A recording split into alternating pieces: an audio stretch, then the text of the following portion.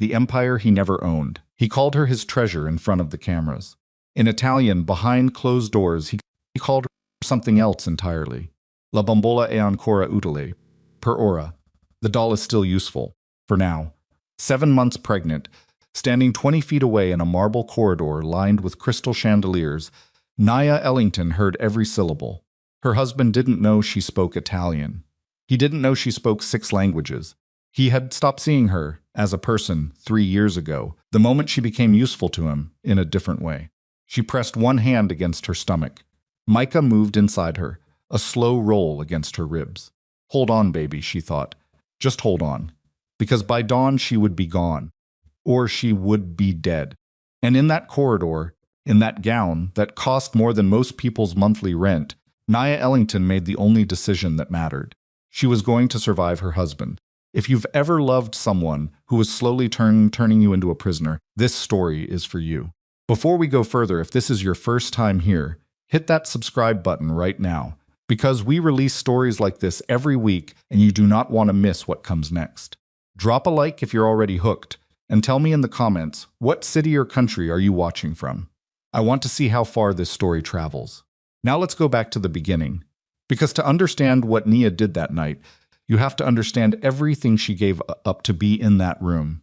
Nia Ellington was not a woman who made careless decisions. At 34, she had 2 master's degrees, one in international finance from Georgetown, one in applied linguistics from Columbia, and she spoke English, French, Italian, Mandarin, Japanese, and enough Korean to follow a conversation. Most people assumed she couldn't. She had spent 11 years working as a senior analyst for a trade compliance firm, traveling between continents, reading contracts in 4 languages simultaneously, catching the kind of errors that cost corporations hundreds of millions of dollars. She was precise, she was careful, she was not naive, which was why, even now standing in a hospital-grade gown beside an incubator that held her son, watching monitors blink green and listening to the mechanical rhythm of machines breathing for a child who should not have been born for another 10 weeks, she kept returning to the same question. When did I stop paying attention? Not to Taejun's business. She had always known the outline of what he really was. You didn't spend 3 years inside a man's life, translating his contracts and sitting across from his partners, without understanding that some of those containers were never meant to appear on any official manifest. She wasn't innocent. She had simply convinced herself that her presence made things safer, that she was a moderating force. That was the first lie she told herself. The second was that he needed her.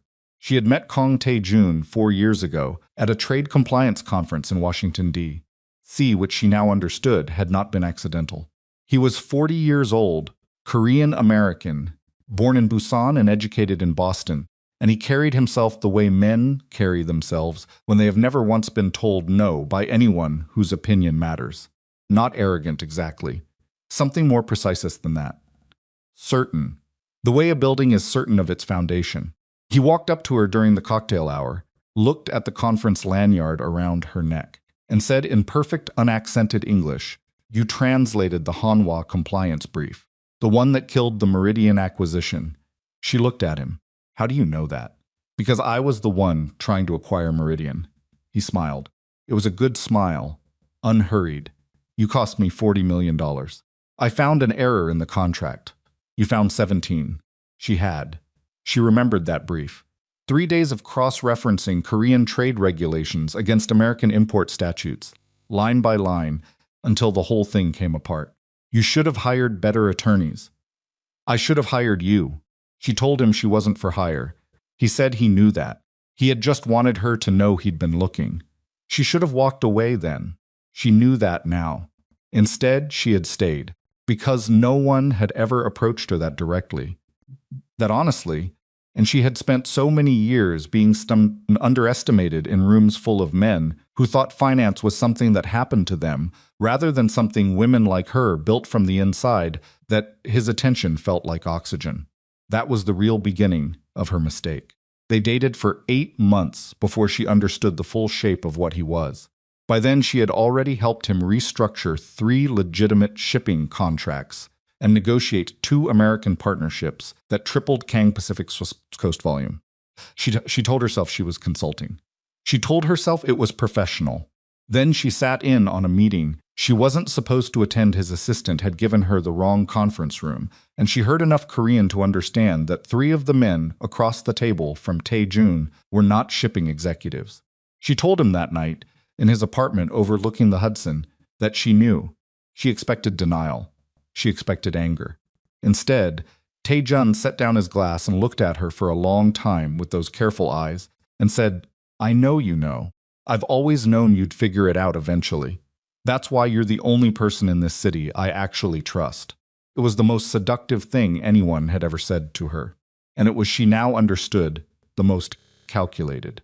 She invested her savings in his first warehouse. $140,000 she had spent a decade accumulating. She told herself it was a business decision, that the legitimate side of Kang Pacific was genuinely valuable, and her financial analysis confirmed it. Both things were true. Neither truth was the real reason she wrote the check. She wrote it. She wrote it because she believed he was someone who could be pulled back from the edge of what he was becoming. She was wrong about that, too. The empire grew. Kang Pacific expanded from the West Coast to New York, from New York to Busan, from Busan to Incheon. Tae-jun's name appeared in trade publications, on charity donor lists, at the tables of Manhattan restaurants, where the kind of power that doesn't announce itself goes to eat. He became, to the outside world, the untouchable chairman of a global shipping corporation, disciplined, philanthropic, impossibly wealthy. Inside the penthouse on the 53rd floor of a Park Avenue tower, Naya watched him become someone she no longer recognized. The armed men without company titles. The midnight calls conducted in rapid Korean. She was not supposed to understand. Shipping containers that vanished from officials' manifests and reappeared in different ports under different numbers. The politicians who returned his calls within minutes. She stopped asking questions. She told herself it was survival instinct. What it actually was, she admitted now, was fear. Not of him, not yet. Fear of what she would have to do if she confirmed what she already suspected. They married 18 months into their relationship at a ceremony in Jeju Island that made 3 Korean gossip magazines and 1 American business publication. The photographs were beautiful. Naya wore ivory silk. Tae-jun wore a charcoal suit that probably cost more than her graduate school tuition. Her mother, Camille, sat in the front row and said nothing. Naya had thought at the time that her mother's silence was disapproval. Now she understood it was something else entirely. The pregnancy came 14 months after the wedding, and Tae-jun's reaction had surprised her. He had been more attentive than she expected, more present, more deliberate in the way he spoke about the future. She had thought foolishly that it meant something had shifted in him. That fatherhood was reaching some part of his character she had not been able to reach. She had touched her stomach in those early months and let herself believe they were going to be all right. She had been 7 months along before she understood what his attention actually meant.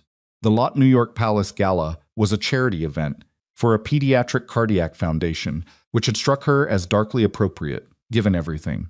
The kind of Manhattan evening that costs $5,000 a plate and exists primarily so that people with money can be seen caring about people without it. Tae-jun had insisted she attend. She had wanted to stay home. Her back had been aching for a week, and Micah's movements had become slower than the doctors liked, but Tae-jun had been strangely firm about it. She had assumed it was about appearances.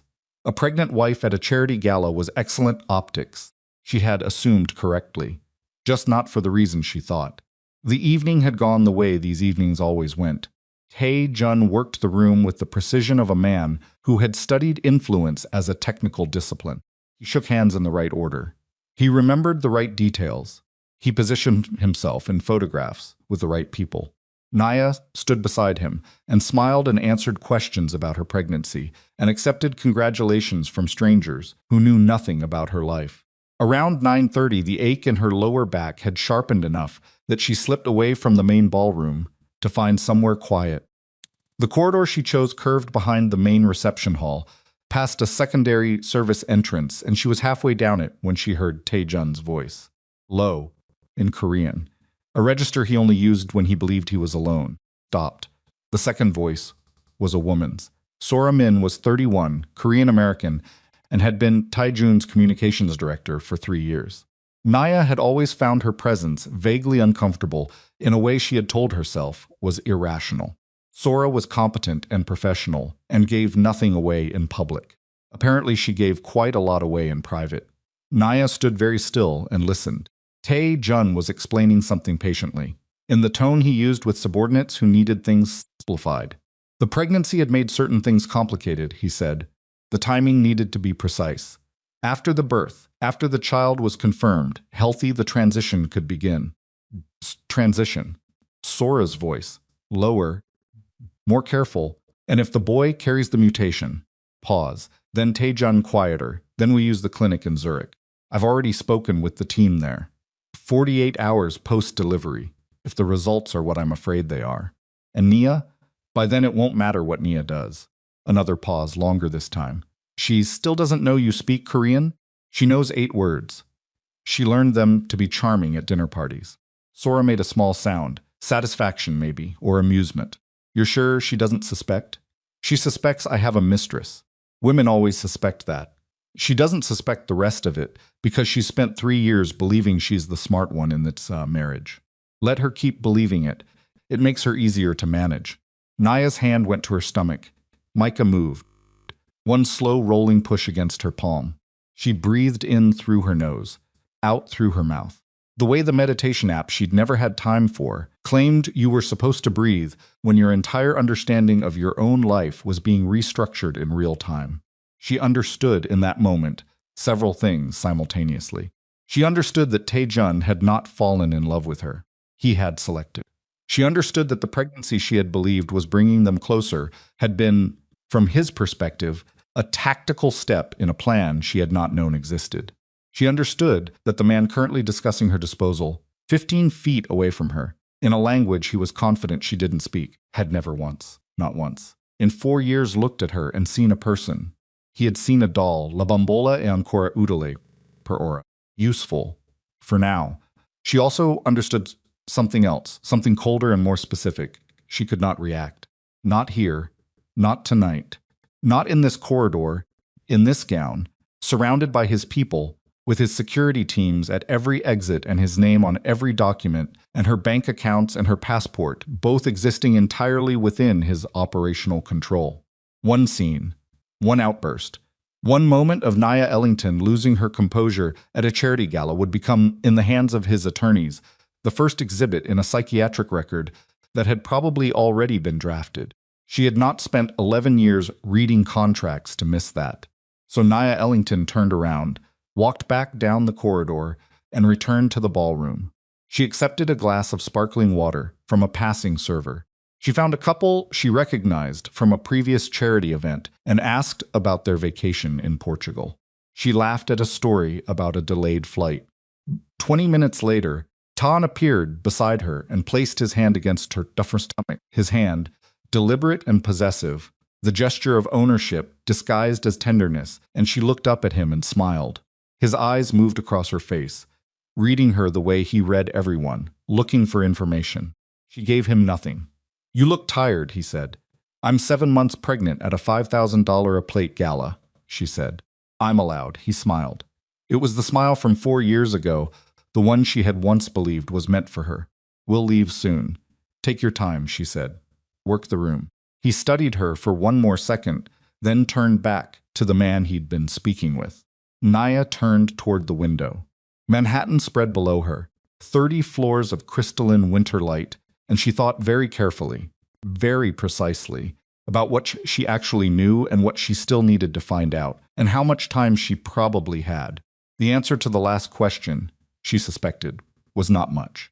Behind her smile, behind the sparkling water and the polite laughter and the careful performance of a woman who had heard nothing, Naya Ellington had already begun to run.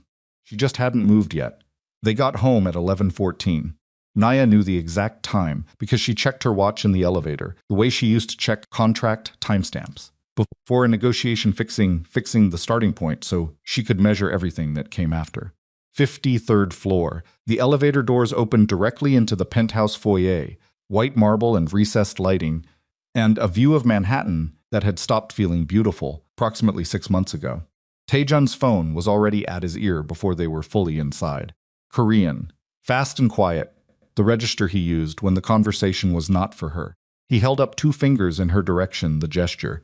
That meant I'll be a few minutes, and actually meant so somewhere I can't see you, and walked toward his study. Naya walked toward the bedroom. She took off her heels at the door, sat on the edge of the bed, pressed both hands flat against her thighs, and breathed slowly until her pulse stopped, feeling like it was going to come through her skin. Then she got up and went to work. Taejun kept his personal files on an encrypted server that ran through a household network she had never been given administrative access to. That was deliberate. She had understood that for 2 years.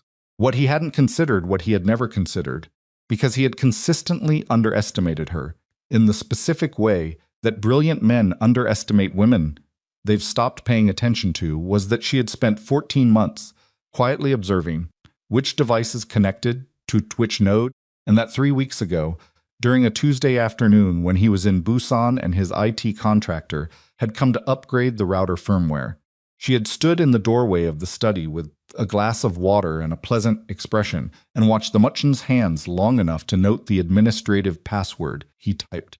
12 characters, capital K, 2 numbers at the end. She had not written it down. She had not typed it anywhere. She had held it in the back of her mind like a stone in a closed fist, waiting for the moment she would need to throw it. She sat down at the secondary household terminal in the walk-in closet, the one Taejun used for calendar management and had largely forgotten about, and typed the password. The server opened. She had maybe 20 minutes before his call ended. She started with the folder structure, reading fast, not opening anything yet. The directory was organized the way Taejun organized everything: clean hierarchies, minimal labels. Nothing that would read as incriminating to someone who didn't know what they were looking at. A folder labeled medical administration, a folder labeled estate planning, a folder labeled personnel transition. She opened medical administration first. There were 11 documents inside. Most of them were what they appeared to be insurance authorizations, clinic records, the prenatal files from her obgyn that she had not consented to share with anyone. But the last 3 files had been created in the past 6 weeks, and they were not prenatal records. The first was a psychiatric evaluation. She read it twice. It described a woman she did not recognize: erratic, emotionally volatile, prone to paranoid ideation, exhibiting signs of dissociative episodes under stress. It cited specific incidents: a dinner party in September where she had allegedly become agitated and accused a guest of recording her, a doctor's appointment in October where she had supposedly refused to let medical staff examine her without first photographing their credentials, a phone call with a family attorney in November, where she had apparently made statements that suggested she was a danger to herself. None of those things had happened. Every incident was fabricated. Every date was specific enough to sound real. The evaluation was signed by a doctor, Marcus Hale, psychiatrist with a license number and a Columbia University affiliation that she would have believed without question if she hadn't known, with absolute certainty, that she had never met a psychiatrist named Marcus Hale in her life. Her hands were steady. She was surprised by that. She opened the second document. It was a custody petition, fully drafted, awaiting only a signature and a filing date. It cited the psychiatric evaluation. It cited the fabricated incidents. It described her as an unfit mother and requested that Taejun be granted sole legal and physical custody of their unborn child, effective immediately upon birth. There was a handwritten notation in the margin, in Taejun's precise script: file within 24 hours of delivery. Do not wait for her discharge. She opened the third document. It was a medical authorization form for a private clinic in Zurich, the same clinic he had mentioned in the corridor. It authorized the transport of a minor patient, named only as Baby Kang, from a New York hospital to the Swiss facility within 48 hours of birth. The form granted full medical decision-making authority to Kang Taejun exclusively. Her name did not appear anywhere on it, not as a parent, not as a contact, not as anything. She sat for a moment looking at that. Then she opened Personnel Transition. This folder was larger. 43 documents, some of them going back 2 years. Financial transfer authorizations, account restructuring orders. A legal memo, 8 pages long. A sound like green wood splitting. arguing that certain community property claims could be preemptively neutralized through a corporate restructuring that had been quietly executed 11 months ago, 3 months into her pregnancy, while she had been focused on morning sickness and second trimester blood panels. The restructuring had moved every meaningful asset out of any account that bore her name. Penthouse, the investment portfolio, her stake in 3 Kang Pacific subsidiaries that she had personally negotiated into existence. All of it had been transferred into holding structures she had no access to and no visibility into through transactions that had been processed while she was asleep or traveling or sitting in prenatal appointments watching her son's heartbeat on a monitor. She had been systematically removed from her own life while she was busy growing a human being inside her body. And then she found the employee statements. 6 of them, all signed. 2 housekeeping staff, 1 of Tai-jun's drivers, the woman who managed their household calendar, and 2 members of his corporate communications team. Each statement described specific incidents of erratic behavior, on her part different incidents in the psychiatric evaluation, carefully non-overlapping to avoid looking coordinated. 1 of the housekeeping staff had described her screaming at a delivery driver. 1 of the communications team members had described her showing up at the Kang Pacific offices disoriented and incoherent on a Wednesday morning. On that Wednesday morning, Naya had been in Philadelphia at a Georgetown alumni symposium. She had given a 40-minute talk on currency arbitrage and multilateral trade compliance. There were 200 witnesses, but none of that would matter if the documents were filed before she could respond. And Tai-jun had the judiciary connections to make that happen faster than she could move. She pulled a thumb drive from the inside pocket of her evening bags. She had started carrying one 3 weeks ago. Another thing she had told herself was probably paranoid and began copying files. The cursor blinked. The transfer bar crawled. From the study, Tai-jun's voice rose slightly and then dropped again. Still on the phone. She copied everything in all 3 folders. Then she went back to the directory and found a 4th folder she had missed, labeled with a string of numbers instead of words. She opened it. Inside was a single document. It was a private communication from a genetics laboratory addressed to Tai-jun, dated 11 days ago. It contained the results of a prenatal genetic screening, her prenatal screening, the blood draw she had done at 16 weeks as a routine precaution. Results she had never been told about. The report flagged a hereditary mutation on a gene associated with a degenerative neurological condition. Carrier status, not active, meaning the child might carry the gene without developing the disease, or might not carry it at all, depending on factors the report outlined across 4 dense clinical paragraphs. The last paragraph contained a note from the laboratory director. Given the above findings, we recommend genetic counseling prior to any major decisions regarding the patient. There was no indication that Tai-jun had sought genetic counseling. There was instead a handwritten note clipped to the printed copy of the report. She was looking at a scan of it that contained a phone number and 4 words in Korean. Call me when it's confirmed. She stared at the note for a long time. Then the study door opened. She closed the terminal window, pulled the thumb drive, and was sitting on the bedroom ottoman with her heels in her hand when Tai-jun appeared in the doorway. He had loosened his tie. He looked at her with that steady, calibrated attention of his, and she looked back at him, and let her face do what her face always did. Around him, the familiar shape of a woman who was tired and pregnant and waiting to go to sleep. You should be in bed, he said. I was waiting for you. He studied her for 2 seconds, maybe 3. Then he nodded and walked into the bathroom. She listened to the water run. She reached into her evening bag and closed her fingers around the thumb drive. No. She waited until his breathing changed. Tai-jun slept on his back, deep, and even the sleep of a man whose conscience had either been thoroughly rationalized or surgically removed. She had sometimes envied that. Tonight she was grateful for it. She slid out of bed at 2:17. She dressed in the closet dark slacks, flat shoes, a warm coat over the maternity blouse she'd been sleeping in. She moved slowly because her body was not built for stealth anymore. Micah's weight shifted with every step, and her back had been threatening open rebellion for 3 days. She ignored it. She needed her passport. It was in the household document safe in the study, which required a 4-digit code she did know. She also needed her prenatal medication, the iron supplements, and the low-dose aspirin her doctor had prescribed, and the one photograph she cared about, the ultrasound print from the 20-week anatomy scan that she kept in the nightstand drawer. She got all three: passport, medication, photograph. Then she went to find cash. Tae-jun kept an emergency household fund in a lockbox in the kitchen pantry. She had seen him access it twice in 2 years, once for a last-minute payment to a contractor, and once for a reason she had deliberately not asked about. The lockbox took a key that lived on the same ring as the wine cellar keys, on a hook inside the pantry door. She counted what was inside: $83. She took all of it. She called Judge Rosalind Mercer from the bathroom on the far end of the apartment. Phone volume low, door locked, water running. Rosalind picked up on the second ring, which told Nia she had either been awake or had caller ID with good reflexes. Probably both. Rosalind had spent 30 years on the federal bench and had the alertness of someone who had learned that the world does not restrict its emergencies to business hours. Nia.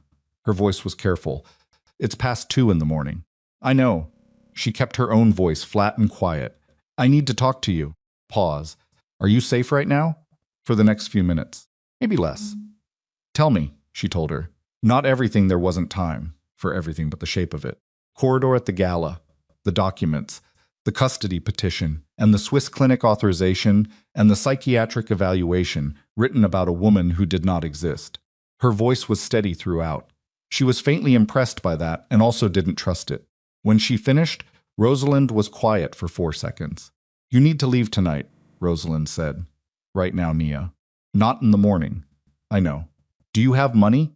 $83. A sound from Rosalind, not quite a sigh. Something harder than that. There's a hotel on Lexington, the Beaumont. They know me there. Go to the front desk and say you're a friend of Rosalind's and you need a room charged to my account. Can you get there? I'll find a way. What about Rosalind? Stopped. Micah. He's with me. She pressed her free hand against her stomach. He's always with me. Go, Rosalind said. Don't stop for anything. Don't use your cards. Don't call anyone else. She ended the call. She stood in the bathroom for a moment, looking at herself in the mirror.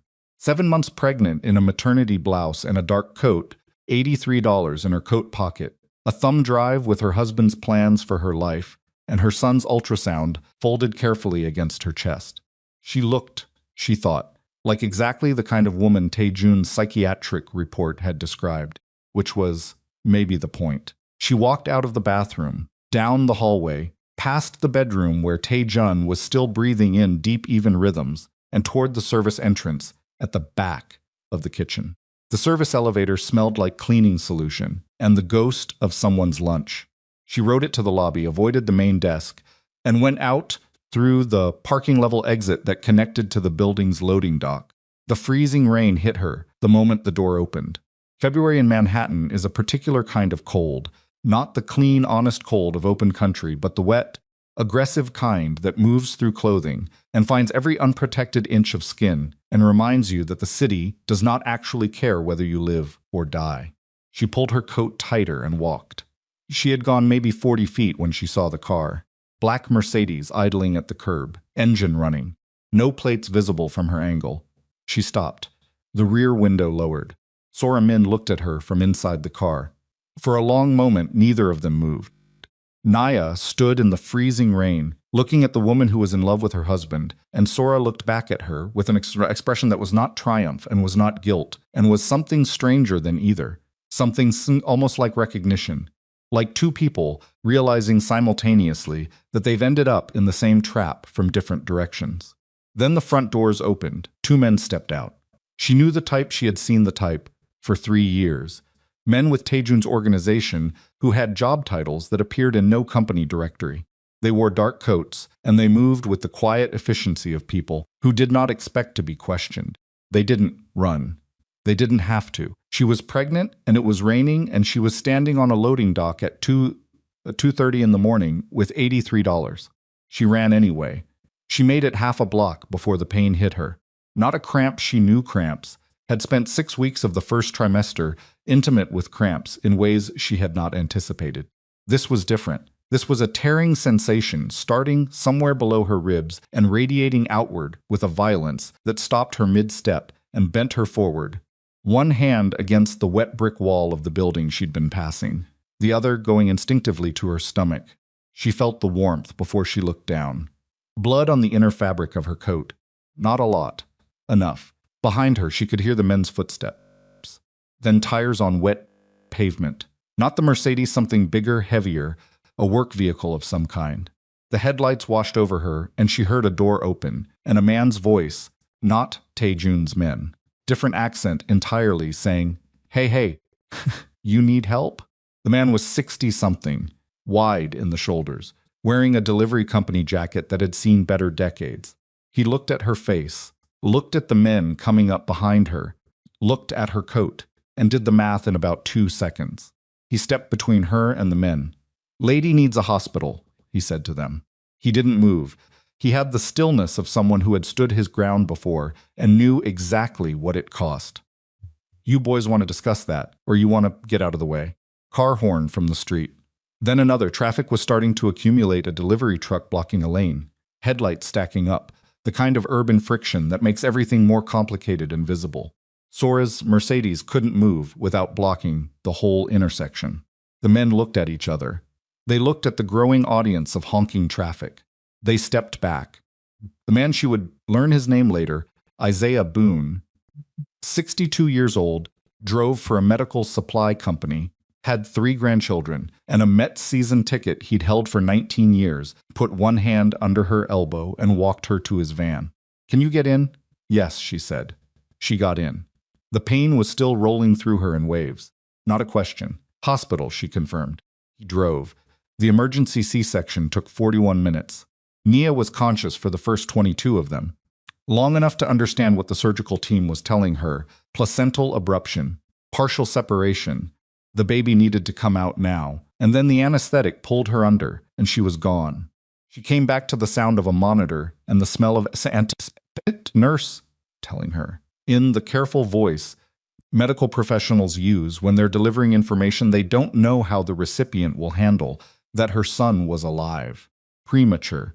3 pounds 11 ounces in the NICU. Breathing with assistance, but alive. She said his name out loud for the first time. Micah. The nurse wrote it down. Call from Tae-jun's attorneys came 6 hours later. She was sitting in a hospital chair beside the NICU window, looking at her son through reinforced glass, too soon to hold him, too fragile for much contact yet. When the hospital's patient advocate came to find her with a look on her face that Nia recognized immediately as the look of someone delivering news they have been asked to deliver and would prefer not to. Tae-jun's attorneys had filed an emergency custody petition with the New York Family Court. They had attached the psychiatric evaluation and the employee statements. They had requested a hearing within 24 hours on the grounds that the mother was a demonstrated risk to herself and the infant. They had also, and this was the part the patient advocate stumbled over slightly, contacted the hospital's administration to request that all medical decisions regarding the infant be routed through Ms. Kang's office pending the court's ruling. The hospital had declined that particular request, pending legal review. But the petition was real. The hearing was scheduled. Nia sat with that for a moment. Then she asked the patient advocate for a phone, called Rosalind. The call went to voicemail. She called twice more, both times voicemail. She sat looking at the NICU window. Micah's chest rose and fell with mechanical precision, the ventilator doing what his lungs couldn't manage yet on their own. A nurse came to tell her that someone was asking for her at the main reception desk. Not Tae-jun, they knew Tae-jun's name, knew to alert security. A different man. He'd given his name as Isaiah Boone. He'd said he just wanted to know if she was okay. Something in her chest loosened slightly. "Tell him thank you," she said, "and tell him." She paused. "Tell him I said he can come up if he wants." Isaiah Boone appeared in the doorway of the NICU waiting area 20 minutes later. He had changed out of the delivery jacket into a clean shirt, coffee cup in each hand, with the slightly self-conscious air of a man who wasn't sure if coffee was appropriate for a situation like this, but had brought it anyway because he didn't know what else to bring.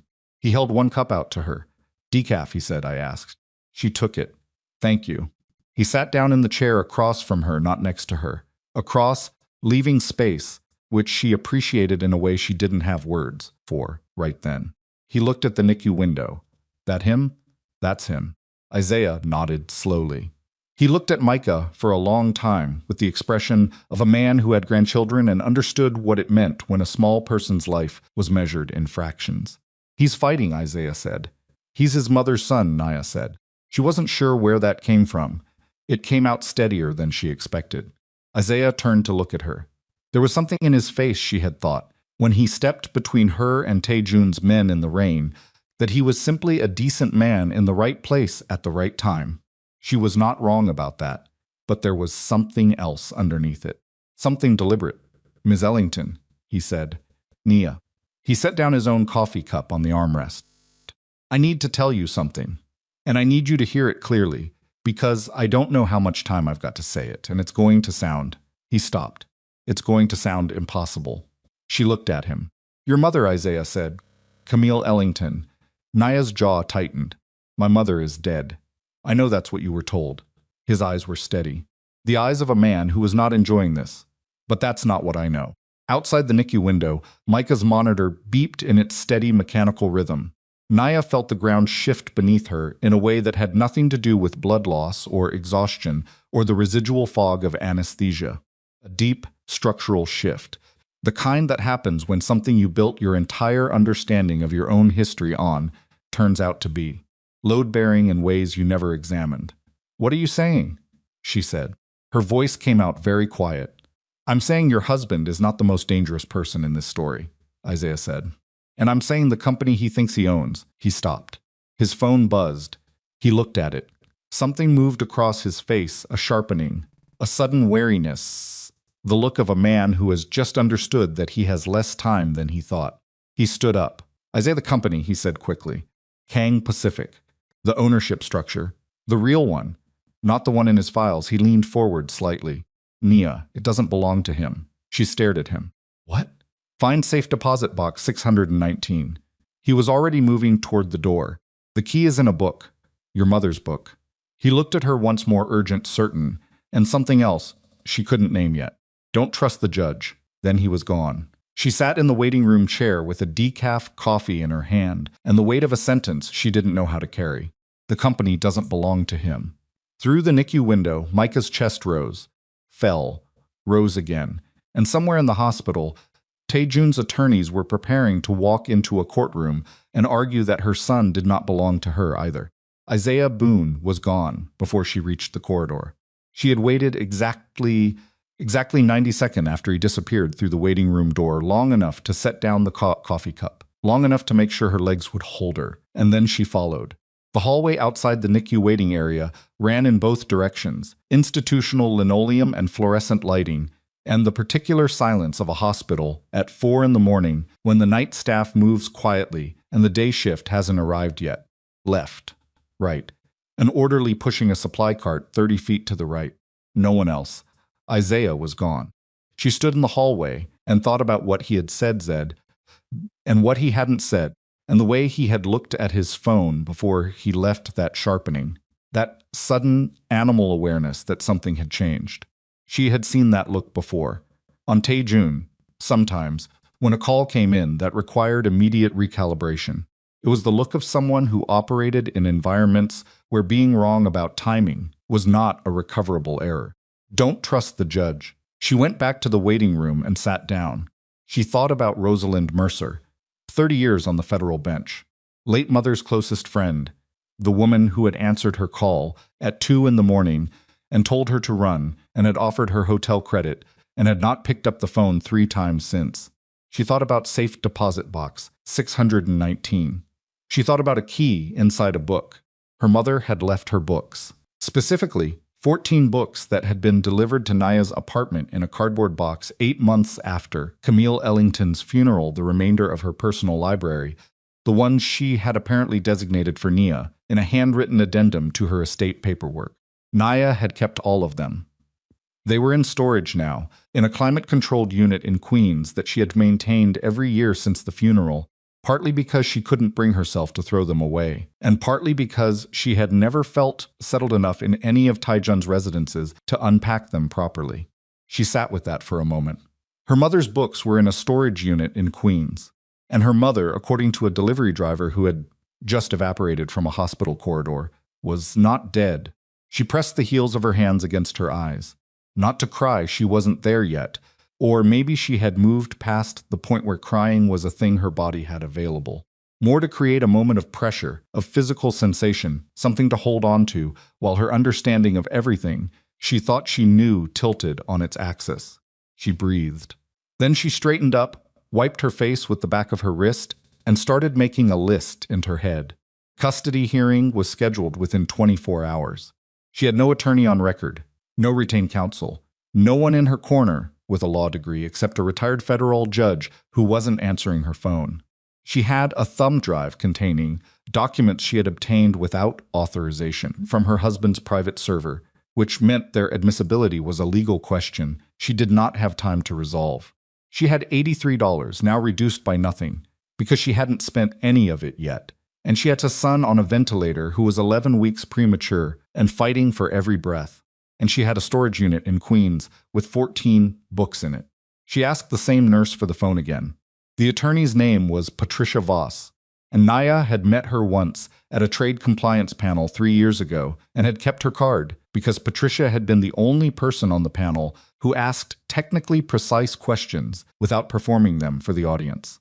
It was 6:15 in the morning. Patricia answered on the fourth ring, voice thick with interrupted sleep, and Naya said, "My name is Naya Ellington. You won't remember me? I need an attorney right now, and I can pay you after I survive the next 48 hours. My husband is Kang Tae-jun, and his attorneys filed an emergency custody petition at 4 this morning."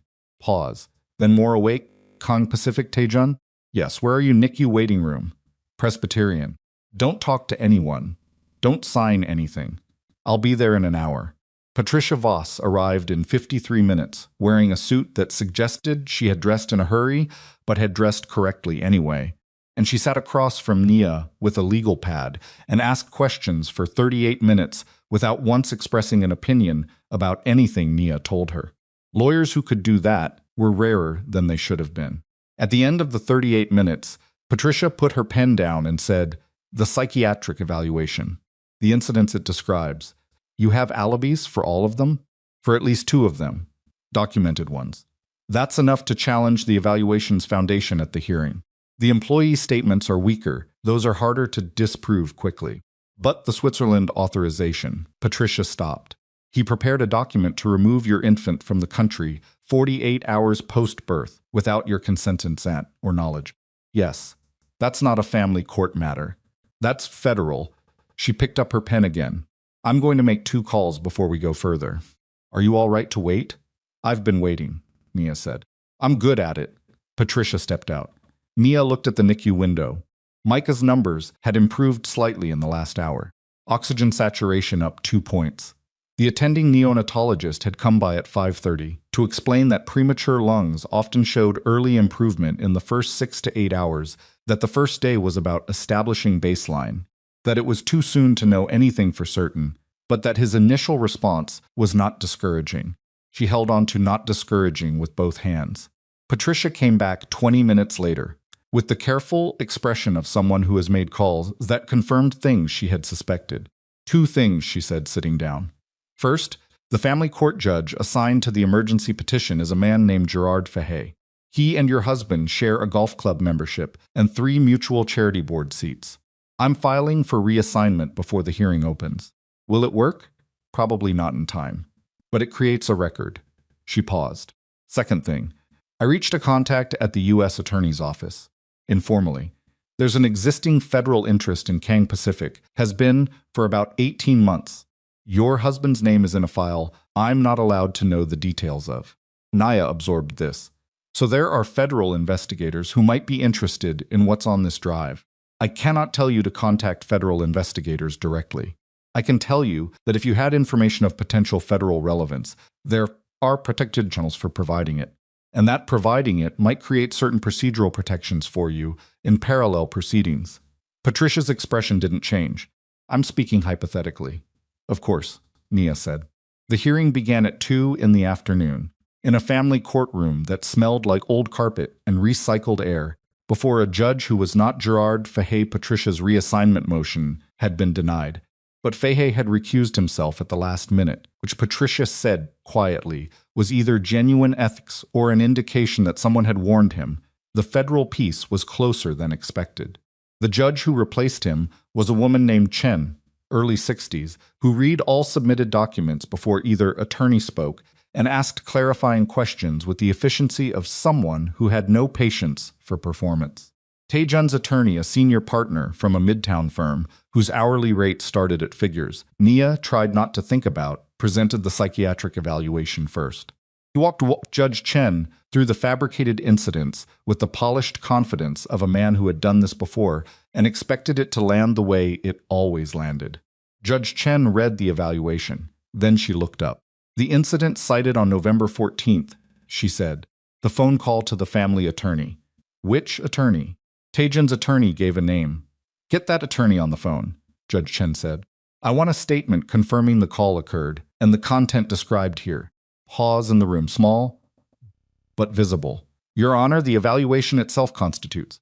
I understand what it constitutes. I want the underlying source confirmed. Get the attorney on the phone, or I'll treat the November 14th incident as unverified.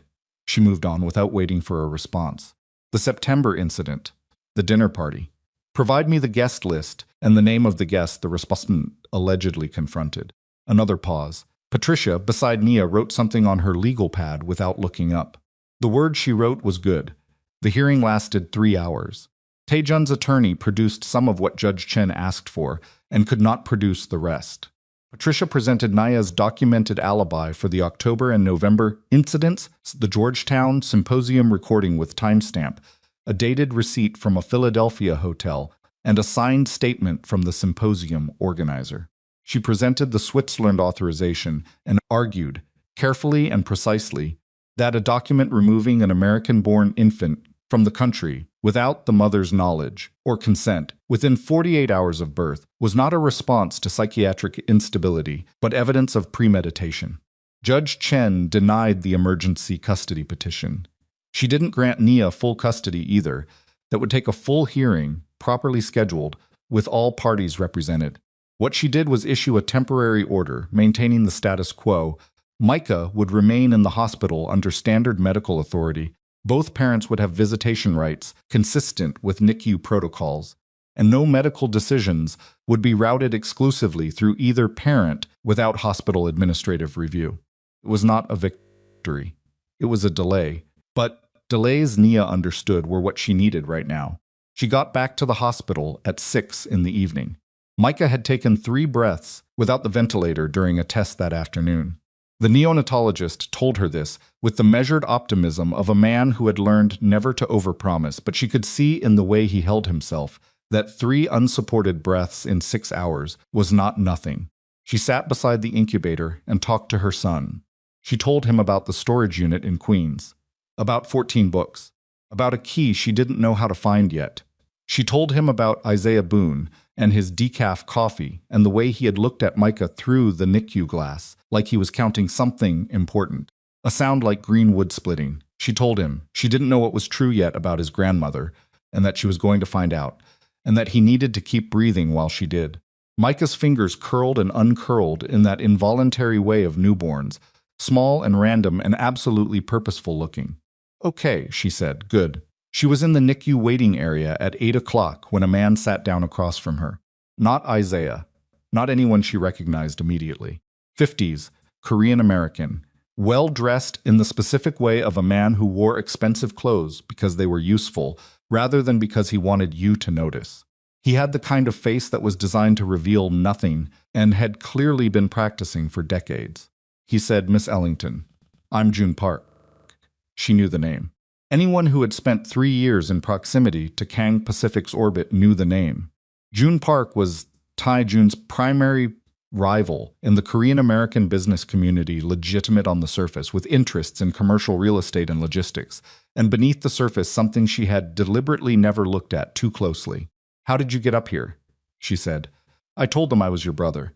He said it without apology or humor. I need 10 minutes. You can have 5. He nodded. Isaiah Boone works for me. She looked at him. He has for 6 years, June continued.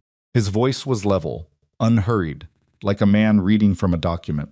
He drives for the medical supply company. That part is real. But he also keeps me informed about certain things related to Kang Pacific. He told me last night that he'd gotten you to the hospital. And then this morning he stopped communicating. He disappeared from this hallway at approximately 4:15. I know. Something moved in June's expression. Not emotion, exactly more like the acknowledgement that emotion would be appropriate here if they had time for it. Two of Tae-jun's people found him near the Queensboro Bridge at 6 this morning. The waiting room was quiet. Is he alive? She said. As of an hour ago, yes. He's being held somewhere. I don't know where yet. He paused. Before he went silent, he sent me a message. 3 words. He took out his phone and turned it to face her. The message read, "She needs 619. Naya looked at the screen. Then she looked at June Park and thought about what it meant that a man she had never met had sent an operative to keep watch over her, and what it meant that the operative had been disappeared within hours of telling her the truth, and what it meant that June Park was sitting across from her in a hospital waiting room at 8 o'clock at night, telling her all of this. "Why are you helping me?" she said. "Because Taejun taking full control of Kong Pacific is bad for everyone in this city who isn't Taejun." He said it plainly. No performance. "And because Isaiah matters to me and I want to know where he is. And you think I can help with that? I think safe deposit box 619 can help with that. And I think you're the only person who can get to it." He put the phone away. "I have a car outside. And I know where your mother's storage unit is." She stared at him. "How do you know about the storage unit?" "Because Isaiah has been watching you, on and off, for 4 years. Since before you married Taejun." He held her gaze. "I told you. He works for me." The implications of that settled around her like falling temperature. 4 years of being watched. First by Taejun, who had selected her.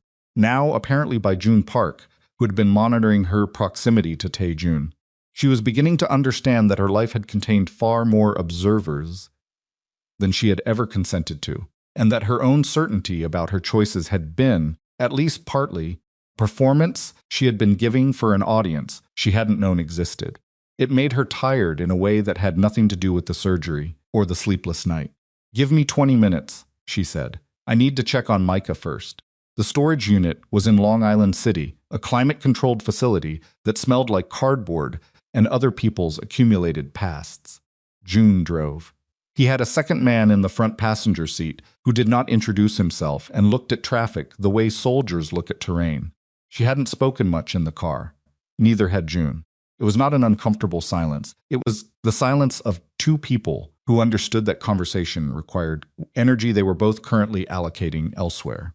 The unit was 10 by 10. She hadn't been inside in 14 months. The boxes were stacked the way she'd left them, labeled in her own handwriting, and she had to move 4 of them to reach the box she'd labeled Mom Books in black marker. 14 volumes. She pulled them out one by one, checking each one, fanning pages. The 7th book, a worn hardcover edition of a collection of African-American women's literature from the 80s, the kind of book that had clearly been read many times, spine soft, pages yellowed at the edges, certain passages underlined in pencil. Her mother's underlining. She recognized the pressure of it, the specific shorthand of a woman who read with a pen in her hand.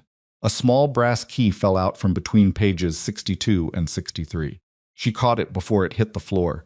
She held it in her palm. It was a standard safe deposit key, the kind issued by banks, with a number stamped on the bow, 119. She closed her hand around it. They were 2 blocks from the bank when Tae-jun called. She almost didn't answer. Then she did, because not answering would tell him something she wasn't ready to tell him yet. "Where are you?" His voice was even. Controlled. The voice he used in negotiations. "Hospital," she said. "Where else would I be?" "The nurses say you left at 7:30. She had. She had arranged with Patricia to have a colleague cover her location with the hospital staff. Small deception. Precautionary. Apparently it had held for about 30 minutes. "I needed air," she said. "I've been in that building for 18 hours. Come back." Not a request. The inflection of a man who was managing a situation. "Nia, come back to the hospital. We can talk." "About what?" "About today. About the hearing." A pause. "About what you think you know." She stopped breathing for half a second. "I don't know what you mean," she said. "Yes, you do." His voice dropped slightly. You went through my files. I know you did. He stopped himself, which was interesting. He had almost told her something about how the server worked, and had caught it. I understand why you're frightened. But whatever you think those documents mean, you're reading them wrong. Come back and I'll explain. Okay, she said. I'll come back. She ended the call. June glanced at her from the driver's seat. He knows. He knows I found the files. He doesn't know about the key. She looked at the bank through the windshield. How long do we have? Less than we did a minute ago. They went in.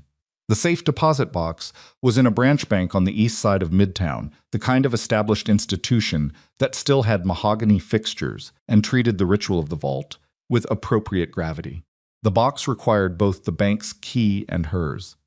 The attendant checked her identification, confirmed her name against the account record, and led her to the vault without apparent recognition of anything unusual. She wondered how her mother had set this up. Under what name? Through what mechanism? With what level of foresight about the future? These were questions she did not have answers to yet. The box was larger than she expected. Inside, a manila envelope sealed, a small digital recorder, a handwritten letter, 3 pages. On stationery, she recognized her mother's handwriting, the same hand that had underlined passages in that book, the same pressure, the same characteristic loop on the lowercase g. She picked up the letter first. She read the first paragraph. She set it down. She picked up the recorder and pressed play. Her mother's voice came out of the small speaker, older than she remembered, rougher, but Camille Ellington's voice, unmistakably, the specific cadence of a woman who had spent a career presenting findings to rooms full of skeptical people and had learned to deliver information with the precision of a scalpel. Naya, if you're hearing this, then Isaiah found you in time, and you found the key. I need you to listen carefully before you open the envelope. What I'm about to tell you is going to make you angry. You have every right to be angry. But I need you to hold the anger until after you've heard everything, because we only have one chance to do this correctly. She looked up at the vault ceiling. Her jaw was tight. The envelope contains the original documents establishing the Ellington Voting Trust. 61% of Kang Pacific Holdings voting shares placed irrevocably in trust for you by Tae-jun's father, Kang Dae-sung, in 1997. You legally own controlling interest in your husband's company. You have since before you met him. The vault was very quiet. Dae-sung was a good man caught in a bad organization. I helped him get free of it. What he gave you was insurance. He was afraid his son would rebuild what he'd spent years dismantling. He wasn't wrong to be afraid. Nia pressed stop. She sat with the recorder in her hands and understood for the first time the full geometry of the last 4 years. Tae-jun had discovered the trust's existence before he ever walked up to her at a conference in Washington, D.C. He had known who she was. He had known what she held. He had not fallen in love with the woman who caught 17 errors in his contract. He had identified her as an obstacle and a tool simultaneously, and he had spent 4 years managing her accordingly. The conference, the courtship, the marriage, the pregnancy he had wanted so deliberately. All of it constructed around one objective, control of the trust. She opened the manila envelope. The original trust documents were inside, exactly as described. Thick, formal, heavily notarized. Her name, in legal language that had been written before she was old enough to write her own name. Signed by Kang Dae-sung, and witnessed by 2 people she didn't recognize, and one she did. Camille Ellington. Her mother's signature, dated 1997, and then below the trust documents, in the back of the envelope, something she had not anticipated. A photograph. Black and white, printed on standard paper, slightly pixelated the way surveillance photographs are pixelated. It showed 2 people in conversation at what appeared to be a restaurant.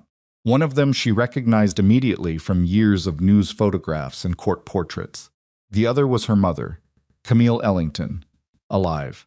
The photograph was dated 4 months ago, and the person her mother was meeting was Rosalind Mercer. Naya's hand tightened on the photograph until the paper creased. She had called Rosalind from a hospital bathroom at 2 in the morning. She had told her about the corridor at the gala, about the documents, about the custody petition and the Switzerland authorization, and the fabricated psychiatric records. She had told Rosalind everything she had found, And Rosalind had said go, and had given her a hotel name, and had then stopped answering her phone. The woman she had trusted to help her escape. The woman who had been meeting with her supposedly dead mother. The woman Isaiah had told her, in the last conscious moment before he was taken, don't trust the judge. He hadn't meant the family court judge. He had meant Rosalind. She stood up. The vault attendant looked at her through the open door with mild professional concern. She put the photograph in her coat pocket. She put the letter and the recorder in her other pocket. She picked up the manila envelope with both hands. I need to take these, she said to the attendant. Course, would you like an evidence bag for... The attendant's radio crackled. Something in the lobby. A voice she didn't catch. The attendant's expression changed in a way that had nothing to do with safe deposit protocol. She was already moving. She came out of the vault corridor and into the bank's main floor and saw them immediately 4 people, 2 in police uniform and 2 in the particular civilian clothes that meant plain clothes without trying to hide it. They were at the main desk. One of them was showing something to the bank manager, who was nodding with the pinched expression of a man who would very much like to be somewhere else. June was standing 20 feet away near the entrance. He saw her come out of the vault corridor. He looked at the police. He looked at her. She crossed the floor toward him at a walk that was not quite running, because running in a bank with police present was the kind of decision that ended conversations. One of the plainclothes officers looked up. Ms. Ellington. His voice was flat and formal. We have a warrant for your detention pending a psychiatric evaluation, ordered this afternoon by Mine. What's the warrant number? June said. Not loud. Just said it. The officer looked at him. The warrant number, June said again, and the issuing judge's name. A pause. The officer held up a document. June read it. Something moved in his face, brief, controlled, then gone. This warrant was issued at 2:17 this afternoon. June said, the incident it cites as grounds for detention occurred this morning at 9:45. The officer waited. 9:45 this morning, June said. Nia Ellington was in family court. On record. Before Judge Chen. He looked at the officer without any particular heat. The incident this warrant describes occurred at a time she was in a courtroom with a federal court reporter, 2 bailiffs, and a sitting judge. He paused. Someone wrote warrant describing an event that hadn't happened yet. The officer's jaw tightened almost imperceptibly. That's an interesting error, June said. The bank was very quiet. Nia looked at the officer holding the warrant. She looked at the bank manager. She looked at the manila envelope in her hands, and the photograph in her pocket, and the key she was still holding in her closed fist. Someone's inside the justice system had written a warrant describing a future event as if it had already happened, either through incompetence so catastrophic it bordered on criminal, or through design. She already knew which one it was, and she understood with a cold and total clarity that Tejad had not built this alone, that the architecture of what surrounded her was larger than one man with shipping containers and criminal connections. That somewhere above Tejun, or beside him, or behind him there was another hand, one she had already called, one that had told her to run and then watched to see which direction she ran in. The officer folded the warrant. We'll need to verify the timeline, he said. Take all the time you need, June said. He put his hand very lightly at Nia's elbow, not grabbing, not guiding, just present, and they walked out of the bank, while the officers were still deciding what to do with a warrant that described an impossible sequence of events. Outside, the February cold hit her face. The warrant, she said. Rosalind issued it. I don't know yet. I do. She opened her hand and looked at the key. Then she looked at June. Isaiah said, don't trust the judge. I thought he meant Fahey. He meant Rosalind Mercer. June was quiet for a moment. How connected is she? I don't know the full shape of it yet. She put the key in her coat pocket. But she's been meeting with my mother. She watched his face when she said it. Watched for surprise. Saw something that looked more like confirmation, like a piece of information slotting into a place that had been waiting for it. You knew my mother wasn't dead, she said. He didn't answer immediately, which was itself an answer. June, I suspected, he said. I didn't know. She looked at him for a long moment, standing on a sidewalk in February with a warrant in someone's hand behind her, and her sons on a ventilator 8 miles north, and the original documents of an empire she apparently owned folded under her arm.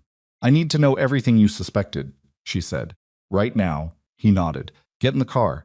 She got in the car, and as June pulled into traffic, she opened the handwritten letter from her mother for the second time and began to read the part she had set down before the part that came after the explanation of the trust, after the history of Kong Dae-sung, after the careful, precise accounting of everything. Camille had spent 15 years in hiding trying to protect. The part that began, "There is one more thing you need to know about Rosalind Mercer, and it is the most dangerous truth in everything I've written here, because Rosalind does not know that I know it, and the moment she suspects that you know it, she will stop waiting." Naya read, and the woman who had spent 4 years managing her own fear, her own doubt, her own slow erosion, inside a marriage she had mistaken for partnership. That woman reached the end of the page and understood, completely and without possibility of retreat, that she was no longer in a fight with her husband. She was in a fight with the system that had built him. And the only person who could dismantle it was sitting in the back of a car with $83, a brass key, and documents that made her the owner of an empire she had never asked for, surrounded by people she could not yet fully trust, heading toward a confrontation she had not chosen and could not now avoid. She folded the letter. She looked out at the city, moving past the window. All right, she thought. Then let's find out what I'm actually made of. June drove north on the FDR, and Naya read her mother's letter twice. The second time she read it, slower, because the first time her eyes had been moving faster than her comprehension, the way they did when the information was too large, and her brain kept trying to skip ahead, to the part where she understood what to do with it. By the second reading, she had slowed down, enough to take it in properly, and by the time she folded it and put it back in her pocket, the car had crossed into the upper 50s, and the East River was a dark stripe to their right. She told June what the letter said. She told him about Rosalind Mercer, about the 30 years, about the federal bench and the criminal network built inside it, running through it like rot-through-wood quiet, structural, invisible until you pressed on the right place and felt the give, about the corporations that had been coerced into carrying certain shipments, about the judicial influence sold to the highest bidder across 2 decades and 4 administrations, about the money, which was not the point, but was always the evidence, moving through shell accounts and charitable foundations, and the kind of financial structures that Nia could read the way other people read plain text. She told him about Camille discovering it, about the disappearance that was not a death, about 15 years of her mother in hiding, close enough to monitor but far enough to survive, waiting for the moment when the truth would have somewhere to land. June drove and listened. He did not interrupt. He had the discipline of a man who understood that in interrupting someone who was telling you something essential was the same as telling them their information was less important than your reaction to it. When she finished, he was quiet for a moment. Then he said, "The recordings Isaiah mentioned. Sora has them," Nia said. Or she did. He told me before the hearing that there were recordings from inside Taijin's organization that documented the psychiatric evidence being fabricated. He didn't tell me Sora had them. I know about Sora, June said. She looked at him. Not everything, he said. But I know she was placed inside Kang Pacific. She wasn't Taijin, she never was. She had her own interests. He paused. And right now, both sides have abandoned her.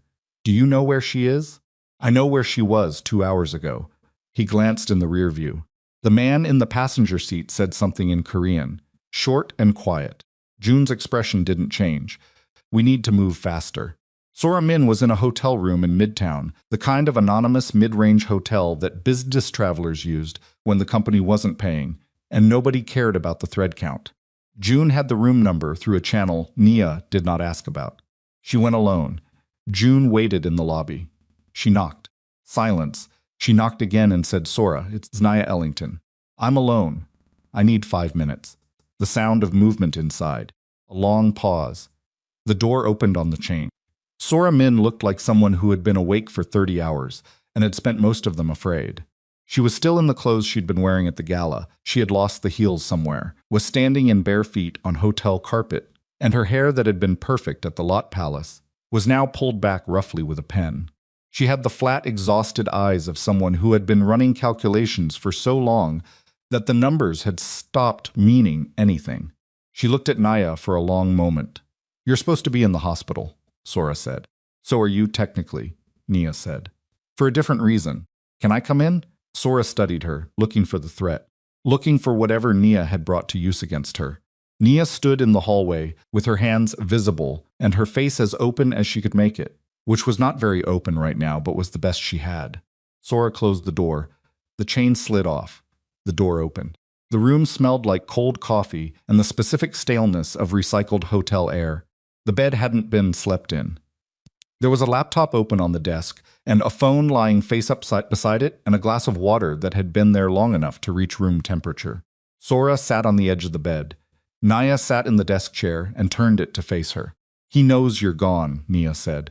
I know. And the organization you were placed there for they've pulled back. Sora's jaw tightened. They decided I was a liability. She said it without self-pity, which Nia respected. Too close for too long. Too much exposure. She looked at her hands. I gave them 3 years. I gave them everything they asked for, and the moment it got complicated, she stopped. Yes, they pulled back. Do you have the recordings? Sora looked up. Isaiah told me, Nia said, before they took him. He said there were recordings, that they documented the fabricated evidence, that you had them. Isaiah shouldn't have. Sora stopped herself. Yes, I have them. I need them. They'll destroy me. Sora. Nia leaned forward slightly. Rosalind Mercer wrote a warrant today describing an event that hadn't happened yet. She has judicial contacts who will bury both of us if we give her the time to do it. The recordings are the only thing that gets Tae-Jun's attorneys disbarred fast enough to stop the custody petition from being refiled under a different judge. Without them, I lose Micah. She paused. Without them, you lose whatever deal you might have left. Sora looked at her for a long moment. And what do I get? Patricia Voss is my attorney. She's already in contact with the U.S. Attorney's Office. If you come forward with the recordings, she can structure it as cooperation. You walk away with something to walk away with. Nia held her gaze. Right now you have nothing. You're sitting in a hotel room, in bare feet, waiting for one of 2 organizations to decide you're worth cleaning up. The room was quiet. Sora's phone buzzed on the desk. She looked at it, didn't pick it up. He's been calling every 20 minutes, she said. Tae-Jun. She said his name the way you say, the name of something you've decided, is no longer dangerous, and haven't quite convinced yourself yet. He thinks I'm still manageable. Are you? Sora almost smiled. It didn't reach anywhere. No, she picked up the laptop. She pulled a folder. She turned the screen toward Nia. There were 11 audio files, dates going back 8 months. Nia looked at the file names coded, not descriptive, and then looked at Sora. The third one, Sora said. That's Tae-Jun's senior attorney, talking to the psychiatrist who wrote the evaluation. They discussed the specific incidents to fabricate and why each one was chosen. She pointed. The 7th one. That's the conversation about the Switzerland clinic. Tae-Jun is on that one himself. She paused. And the last one. Nia looked at the last file. That one has 2 voices, Sora said. One of them is Tae-Jun. She looked at Nia steadily. The other one is Rosalind Mercer. The temperature in the room seemed to drop. When, Nia said, 4 months ago. Before you announced the pregnancy publicly.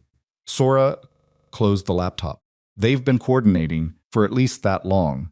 Probably longer. I didn't understand the full picture until 6 weeks ago when I heard her name and pulled the thread. She picked up her phone and set it back down without answering it.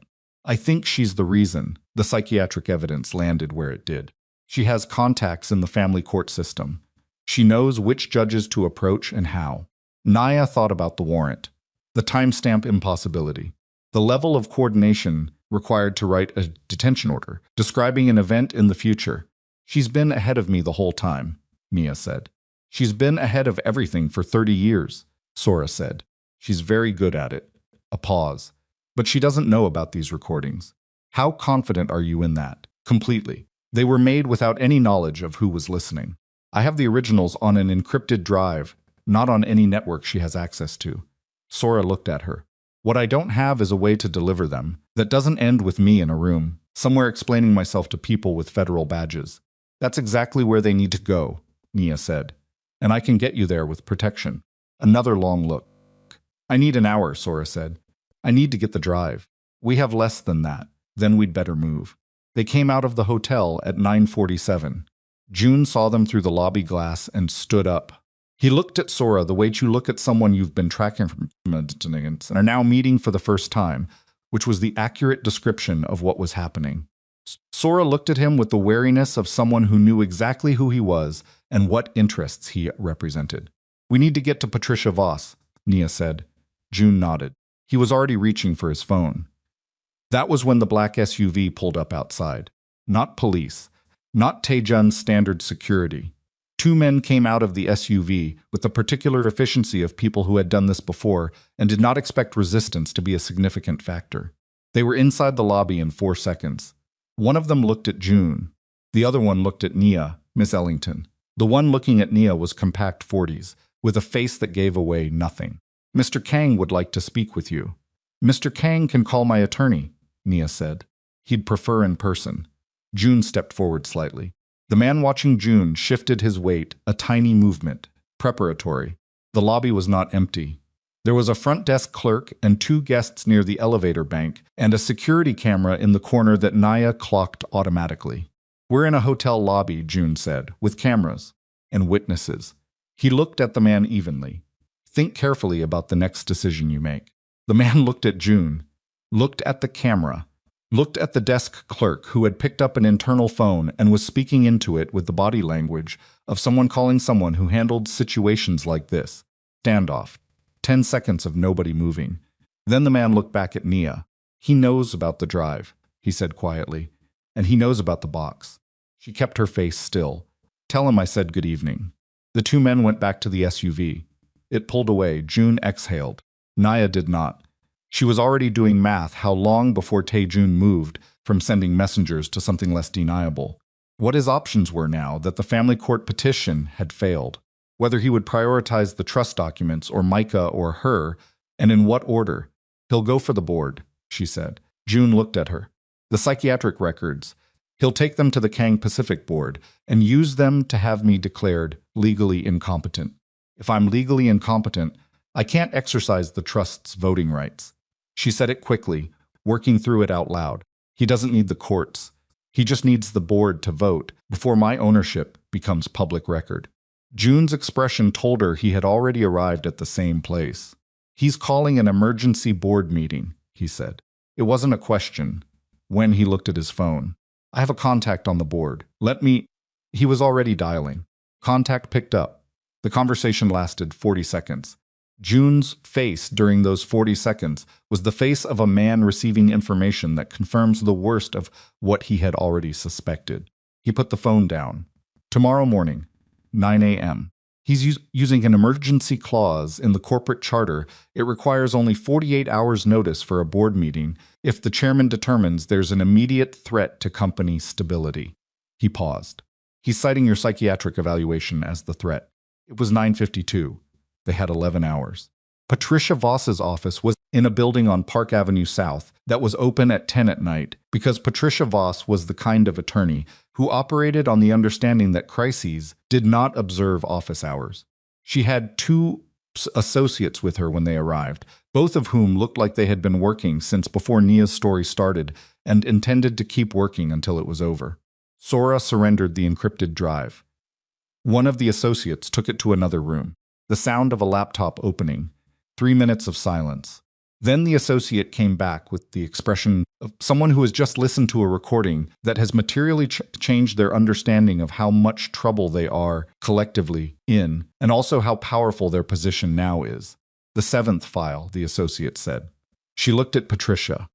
I'll hear it," Patricia said. They played it in the conference room with the door closed.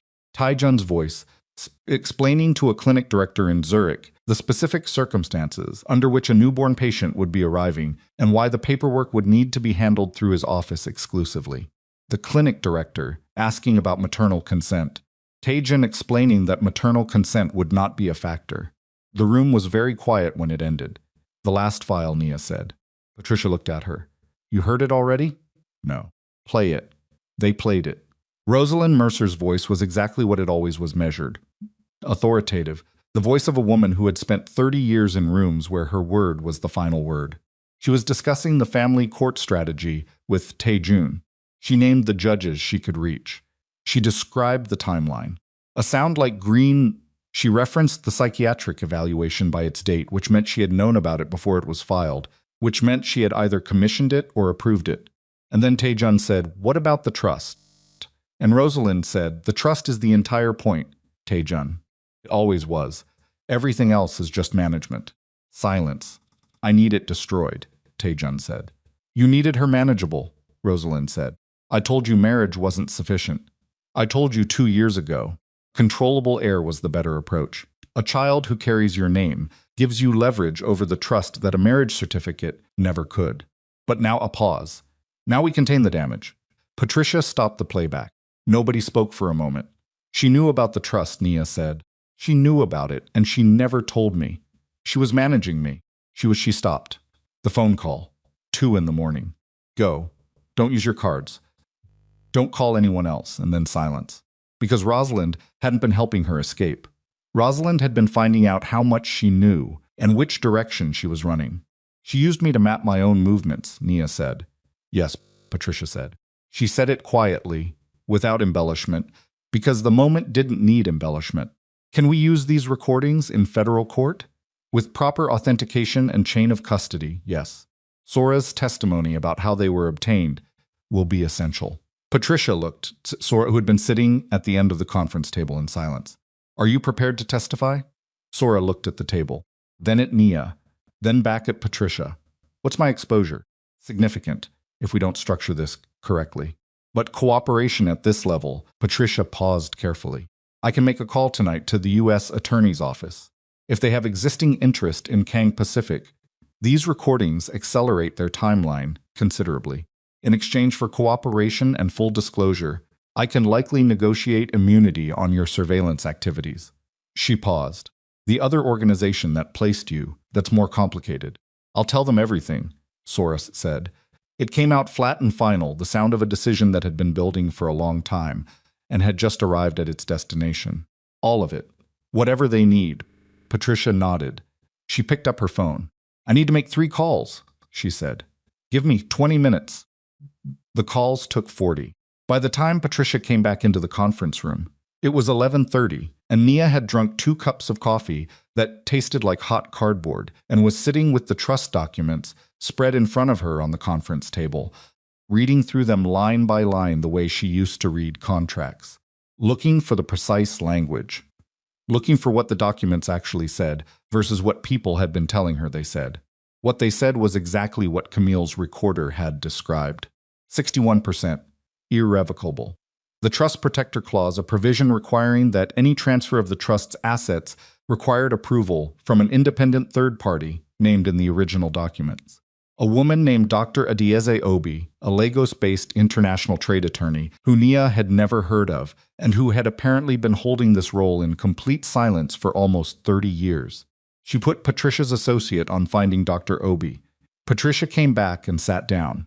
"Federal investigators will move on safe deposit box 619 at 6A. She said. "They'll secure the original documents before Taejun can get to them. The recordings are being authenticated now through a contact at the FBI's Financial Crimes Division." She looked at Nia steadily. "They want to move on Rosalind Mercer simultaneously. They've been building a parallel case for 14 months. What we've given them," she stopped. "This accelerates everything considerably. And the board meeting? That we have to handle ourselves." "I know." "Nia." Patricia chose her words. "You had emergency surgery less than 20 hours ago. You have a son in the NICU. No one would—" "Tell me what I need to walk into that boardroom," Nia said. Patricia looked at her for a moment longer. Then she opened her legal pad. She went back to the hospital at 1 in the morning. Micah had taken 11 unsupported breaths during the last test. The neonatologist used the word encouraging for the first time, and in the way he said it measured. Controlled, but with something alive underneath. She understood he meant it. She sat beside the incubator for 40 minutes. She held her finger against the glass where his hand was. She talked to him in a low voice about the board meeting and the trust documents and June Park, who was apparently going to be there tomorrow, and about Dr. Adieze Obi, whom Patricia's associate had located in Lagos and who had agreed, after a 40-minute call, to authorize the trust's exercise of its voting rights via witnessed digital certification. She talked to him about Isaiah.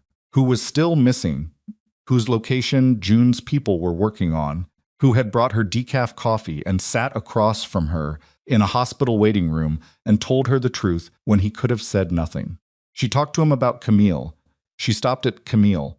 She sat with the shape of that for a while. 15 years of grieving a woman who had been alive. 15 years of carrying a loss that wasn't a loss, but a choice someone else had made first, Rosalind, who had forced it, and then Camille, who had accepted it as the price of staying alive long enough for the truth to matter. She was angry about it. She was also her mother's daughter, which meant she understood the calculation even while she was angry about it. She pressed her palm flat against the incubator glass. "I'm going to be a better mother than that," she told Micah. "Not because she was bad at it, because I'm going to be alive to do it in person." She arrived at Kang Pacific's Manhattan headquarters at 8:47 the next morning. She was wearing a navy dress and a winter coat over it, and a bandage on her neck from where Rosalind's people had caught her 2 days ago in a parking garage. She had not told Patricia that part yet, had not had time, had filed it in the part of her mind that was holding everything she couldn't process yet, until after this was over. The bandage showed above her collar. She left it. The building's lobby security recognized her. They always had. She had been in this building dozens of times as Tae-Jun's wife, signing documents, attending functions, sitting in conference rooms where her presence was ornamental and her silence was expected. They looked at her now with the particular uncertainty of people who understood that the woman walking toward the elevator was no longer playing the role she had always played here, and they did not know what role she was playing instead. She went to the 41st floor. June was already in the corridor outside the boardroom. Beside him was a woman in her 60s, precise and unhurried, who extended her hand and said, "Ms. Ellington, I'm Dr. Obi." She had flown 14 hours overnight. Her handshake was firm and brief, and she looked at Nia the way Nia imagined Camille's colleagues had looked at Camille, with the particular respect of a professional who has been waiting a very long time to do a job correctly. Patricia was there. 2 federal investigators in suits stood near the elevator bank, positioned as witnesses rather than as enforcement. This was not their scene yet, but their presence was the message. Camille was not there. Nia had asked June about it in the car. He had told her Camille was being moved to a secure location as of this morning, that she was alive, that she wanted to be here, and had been told that the safest thing she could do for Nia right now was to stay exactly where she was until Rosalind was in custody. She understood that. She hated it, and she understood it. She looked at June. "Is it confirmed?" "Rosalind was taken into federal custody at 6:45 this morning." He said it quietly. "Her attorneys are already involved, which means she'll be out on bail within hours, but the charges are filed. It's on record." He paused, and Isaiah, something in her chest clenched. "He's alive," June said quickly. "They found him an hour ago. He's in a hospital in Brooklyn." A pause. "He's going to be okay," she breathed. "Okay," she said. "Good." She pushed open the boardroom door. The room went quiet when she walked in. 12 directors. 11 of them people she knew by face and file, people she had researched during the years when she had been trying to understand what she had married into. The 12th was a new face, clearly one of June's recent placements, a man in his 40s who looked at her with the polished blankness of someone who had been briefed on today's agenda and had expected it to be considerably more straightforward. Tae-Jun was at the head of the table. He was wearing a charcoal suit. Of course he was. He looked precisely as he always looked, contained, authoritative, the man who had built this company and intended to remind everyone in the room of that fact. He watched her walk in, and his expression did not change, which was its own kind of change, the way a very still surface tells you something about what's underneath. He looked at the people behind her. June, Patricia, Dr. Obi, the federal witnesses in the doorway. He looked at the manila envelope under Nia's arm. Something moved in his eyes. Brief. "Gone. This is a board meeting," he said. "Guests require chairman approval." "Then approve them," Nia said. She sat down, not at the far end at the seat, 2 positions to his left, which put her close enough that when she spoke, he would have to look at her. She put the envelope on the table. "The meeting is already called," Tae-Jun said to the room. "We have specific business to address." He looked at the nearest director, a man named Whitfield, who had been with the company for 11 years. "Let's begin. We'll add one item to the agenda first. Patricia said from the doorway. She walked in and placed a document on the table, a certified copy of the trust, with Dr. Obi's authentication attached. The Ellington Voting Trust, established 1997, 61% of Kang Pacific's voting shares. She slid it toward the center of the table. No one moved to pick it up, but every person in the room looked at it. Taejun's expression did not change. His hands on the table did not move. He was, she thought, extraordinary at this, at absorbing the thing that would destroy a lesser man's composure and converting it into apparent stillness. She had once admired that. She now understood. It was not strength. It was practice. The practice of a man who had always known this moment might come and had spent years rehearsing his response to it. Forgeries, he said, one word. Flat authenticated by the trust protector, Dr. Obi said, whose authority to authenticate is specified in the original instrument and cannot be revoked by any party other than the grantor, who is deceased. She sat down at the table with the ease of a woman who had been the most prepared person in every room she had entered for 40 years. I've held this role for 29 years. I'm prepared to answer questions under oath. Taejun looked at her. A long look. The kind he usually reserved for people he was deciding how to handle. Dr. Obi looked back at him with the polite neutrality of a woman who had nothing to be afraid of. He looked back at the room. The meeting's purpose, he said, is to address a competency concern regarding an individual who has recently demonstrated. There is no competency concern, Patricia said. The psychiatric evaluation you've filed was fabricated. We have audio documentation of the fabrication, obtained independently, which has been submitted to federal investigators and will be entered into the record of the criminal proceedings against your attorneys. She paused. 2 of them were arrested this morning. A director at the far end of the table, a woman, 60-something, who Naya knew had been on the board since the company's restructuring, shifted in her chair. Taejun's jaw tightened, almost imperceptible. Nia was watching for it. You're bluffing, he said. I never bluff, Patricia said. Contractual inefficiency. Another director cleared his throat. Whitfield, 11 years with the company, who had the expression of a man doing rapid and uncomfortable calculations about his own legal exposure. Perhaps, Whitfield said carefully, we should hear the document presented. Taejun looked at him. Whitfield did not look away, which told Nia something. Play it, she said. Patricia's associate, who had followed them in and set up a laptop at the conference room credenza without anyone acknowledging her, pressed play. Taejun's voice filled the boardroom. His attorney, the psychiatrist, the discussion of which incidents to fabricate and why.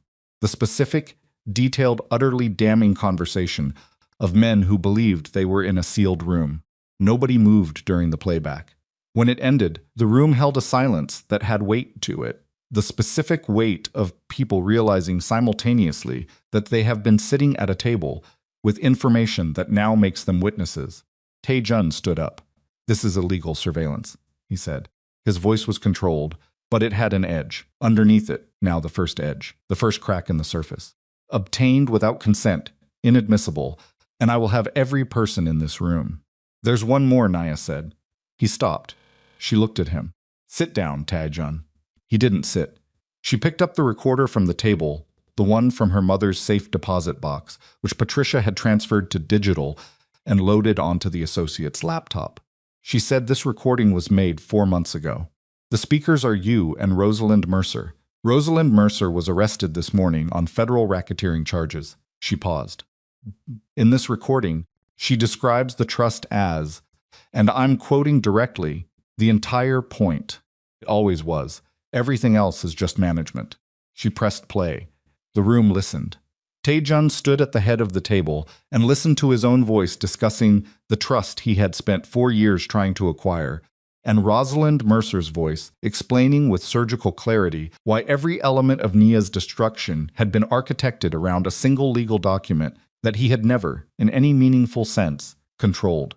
When the recording ended, Taejun sat down, not because Nia had told him to, because his legs, she thought, had made a decision independent of his composure. Dr. Obi placed the trust documentation in the center of the table. Naya placed the original from the safe deposit box beside it. Then she reached into the envelope and withdrew the last item, the letter from Kong Dae-sung, handwritten, dated 1000, 997. Witnessed and notarized. She found the relevant passage and read it aloud. Her voice did not shake. She was surprised by that, and also not surprised. The passage stated that in the event any member of the Kang family attempted to obtain control of the trust through marriage, coercion, or the production of an heir, the trust protector was authorized to exercise the voting rights immediately and without further notice, and the individual who had attempted to gain control was to be removed from all positions of authority within the company with immediate effect. She put the letter down. She looked at the board. "I'm calling the vote," she said. The first hand went up immediately. The woman at the end of the table, 60-something, 11 years. Then Whitfield. Then 3 more in rapid succession, people who had been reading the room and had now finished reading it. Taejun watched each hand. "You built something real," Nia said to him, quietly enough that only the people immediately around them could hear. "The legitimate operation, the shipping infrastructure, thousands of people's livelihoods. That part was real and it mattered, and I know it." She paused. "But you couldn't stop. You needed to own everything, including me." He was looking at her with an expression she had not seen on him before. Not anger, something more complex than anger, something that might have been, in a different version of a different man, something close to grief. "Don't," she said. 2 more hands, 9 of 12. Enough. She looked at the head of security, who had been standing near the door since they came in, and who had been very carefully looking at the wall for the past 20 minutes. "Please escort Mr. Kang from the building," she said. Security looked at Taejun. Taejun looked at security. Then he looked back at Nia, and she held his gaze without moving. And after a moment that lasted long enough to be meaningful, without being theatrical, he looked down at the table. She took off her wedding ring. She set it on the table in front of him. "You thought loving you made me weak," she said. "It only made me slow to see what you really were." He stood. He straightened his jacket. He walked toward the door, with security on either side of him. And he did not look back, which she suspected was the last disciplined thing he would manage for quite some time. The door closed behind him. The boardroom was quiet. Then her phone rang. The hospital's number. "The NICU floor's direct line," she answered. The neonatologist's voice, "Miss Ellington. You need to come now." A pause that was not long enough, but was long enough to destroy her. "Micah has stopped breathing on his own. We've had to increase ventilator support. We're doing everything we can, but you should be here." The manila envelope was still in her hand. She dropped it on the table. She ran. She ran like green wood splitting. She ran through the lobby with the elevator already closing and hit the button with her palm hard enough to hurt, and stood there for 3 seconds that lasted considerably longer than 3 seconds before the doors opened again. 41st floor to the lobby. Lobby to the street. She was in June's car before the building's revolving door had finished its rotation behind her, and she said hospital. Now, and he drove without asking anything. Patricia called. She let it go to voicemail. Dr. Obi called. She let that go too. She sat in the back seat with her hands flat on her thighs and looked out the window at a city that was moving at its ordinary pace, yellow cabs and delivery trucks, and people on sidewalks who were having ordinary mornings. And she thought about Micah's chest through the NICU glass, the mechanical rise and fall of it, the way 11 unsupported breaths had felt like the beginning of something. She had left. She had left the hospital at 7 in the morning to go to a board meeting, and she had left her son on a ventilator, and she had told herself it was for him, that everything she was doing was for him. And now the phone in her pocket had just told her that while she was standing in a boardroom watching men raise their hands, her son had stopped breathing on his own. She pressed her fist against her mouth. Junes said nothing. He drove. The neonatologist met her at the NICU entrance. His name was Dr. Reyes, and she had learned in the past 36 hours that he was a man who did not perform optimism for the comfort of anxious parents. He said what was true and let people handle it, which she had initially found difficult and now found essential. He looked at her now with the focused calm of a man who needed her to be functional. His oxygen saturation dropped around 840, he said, walking with her. We increased ventilator support. He's stable right now, but the drop was significant enough that we want to watch him closely for the next several hours. What caused it? Premature lungs are not predictable. This can happen. It doesn't necessarily indicate deterioration. Sometimes it's a step back before a step forward. But I'm not going to tell you it wasn't serious, because it was. She pushed through the NICU door. Micah was in his incubator. The ventilator lines had multiplied. His color was different, or maybe she was looking at him differently, looking for things she hadn't been calibrated to notice before. His fingers were curled the same way they always were. That small random curl that looked intentional. She sat down beside him. She put her hand against the incubator glass. "I'm here," she said. "Quiet. Just for him. I'm right here." A nurse moved around her with the practiced efficiency of a woman who had seen this hundreds of times and treated each instance with the same careful attention. She checked the monitor. She adjusted something on the ventilator panel. She looked at Nia with a brief, direct look that was not pity, it was acknowledgement. The look of one person who understood hard work, recognizing it in another. Nia stayed. June came in at noon. He sat in the chair across from her, the same chair Isaiah had sat in 2 days ago, and he held a paper cup of coffee decaf. She realized when he held it toward her, he had remembered, and he set it on the armrest between them. "Rosalind's attorneys had her out on bail by 11, he said. "Federal. $2 million. She's confined to the New York metro area." "She'll run," Nia said. "Her passport has been flagged." "And the charges?" He paused. "The U.S. attorney filed this morning. Racketeering, obstruction, conspiracy, kidnapping. The kidnapping charge is for Isaiah." He looked at his hands briefly. "And for your mother." She processed that. "My mother is a victim in the filing?" "Camille Ellington is listed as a material witness and a victim of Mercer's conspiracy, which means she comes in from wherever she's been." He paused. "Her attorney, she has an attorney, Nia. She's been represented this whole time. Her attorney contacted Patricia this morning. She wants to see you." The NICU was quiet around them. Monitor beeps, the soft pneumatic rhythm of ventilators, the controlled hush of a room where every breath is being counted. "Where is she, Newark?" "She's been there for 4 months," something in his voice. She moved closer when she knew the timeline was accelerating. She thought about that. Her mother 40 minutes away by car, close enough to reach her if something went wrong. Far enough to claim distance if Rosalind was watching. "Not yet," she said. June looked at her. "I need Micah to be stable first," she said. "I can't." She stopped. Tried again. "I can't hold both of those things at the same time right now. I can't sit in front of my mother and be whatever I'm going to be when I see her and also be here for him." "So, not yet," he nodded. "Okay." She looked at the incubator. "Tell me about Isaiah." "Cracked ribs. Concussion. Some bruising that's going to look ugly for a few weeks." He said it steadily, without softening it. "He's in Brooklyn Presbyterian. He's angry, which his doctors tell me is a good sign. He's going to want to know about Micah," I told him. "He told me to tell you." June stopped, almost smiled, which was the closest she had seen him come to it. "He told me to tell you he's got Mets tickets in April, and he intends to take the boy when he's old enough and teach him the correct way to deal with a losing season, which is apparently a philosophy he's developed over many years of practice." She looked at Micah. Something in her chest cracked open slightly, and she let it, just for a moment, just in the privacy of a quiet NICU with only June to see it, and she pressed her palm flat against the incubator glass and held it there until the feeling had somewhere to go. At 2:15, Micah took a breath. Not assisted, not a test. The ventilator was running and his chest rose, and then a half-second variation in the rhythm it rose again on its own. Dr. Reyes, who had been checking the monitors, caught it. He looked at the readout. He looked at Nia. "That was him," he said. "I know," she said.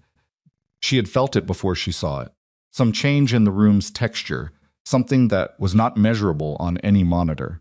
"Let's see if he does it again." He did it again. Not consistently, not well. But 3 times in the next 40 minutes, Micah's lungs did something on their own that they had not been doing an hour ago. Dr. Reyes used the word improvement in the careful way of a man who meant it and knew the cost of meaning it prematurely. She sat with that word and turned it over. Improvement. It was not recovery.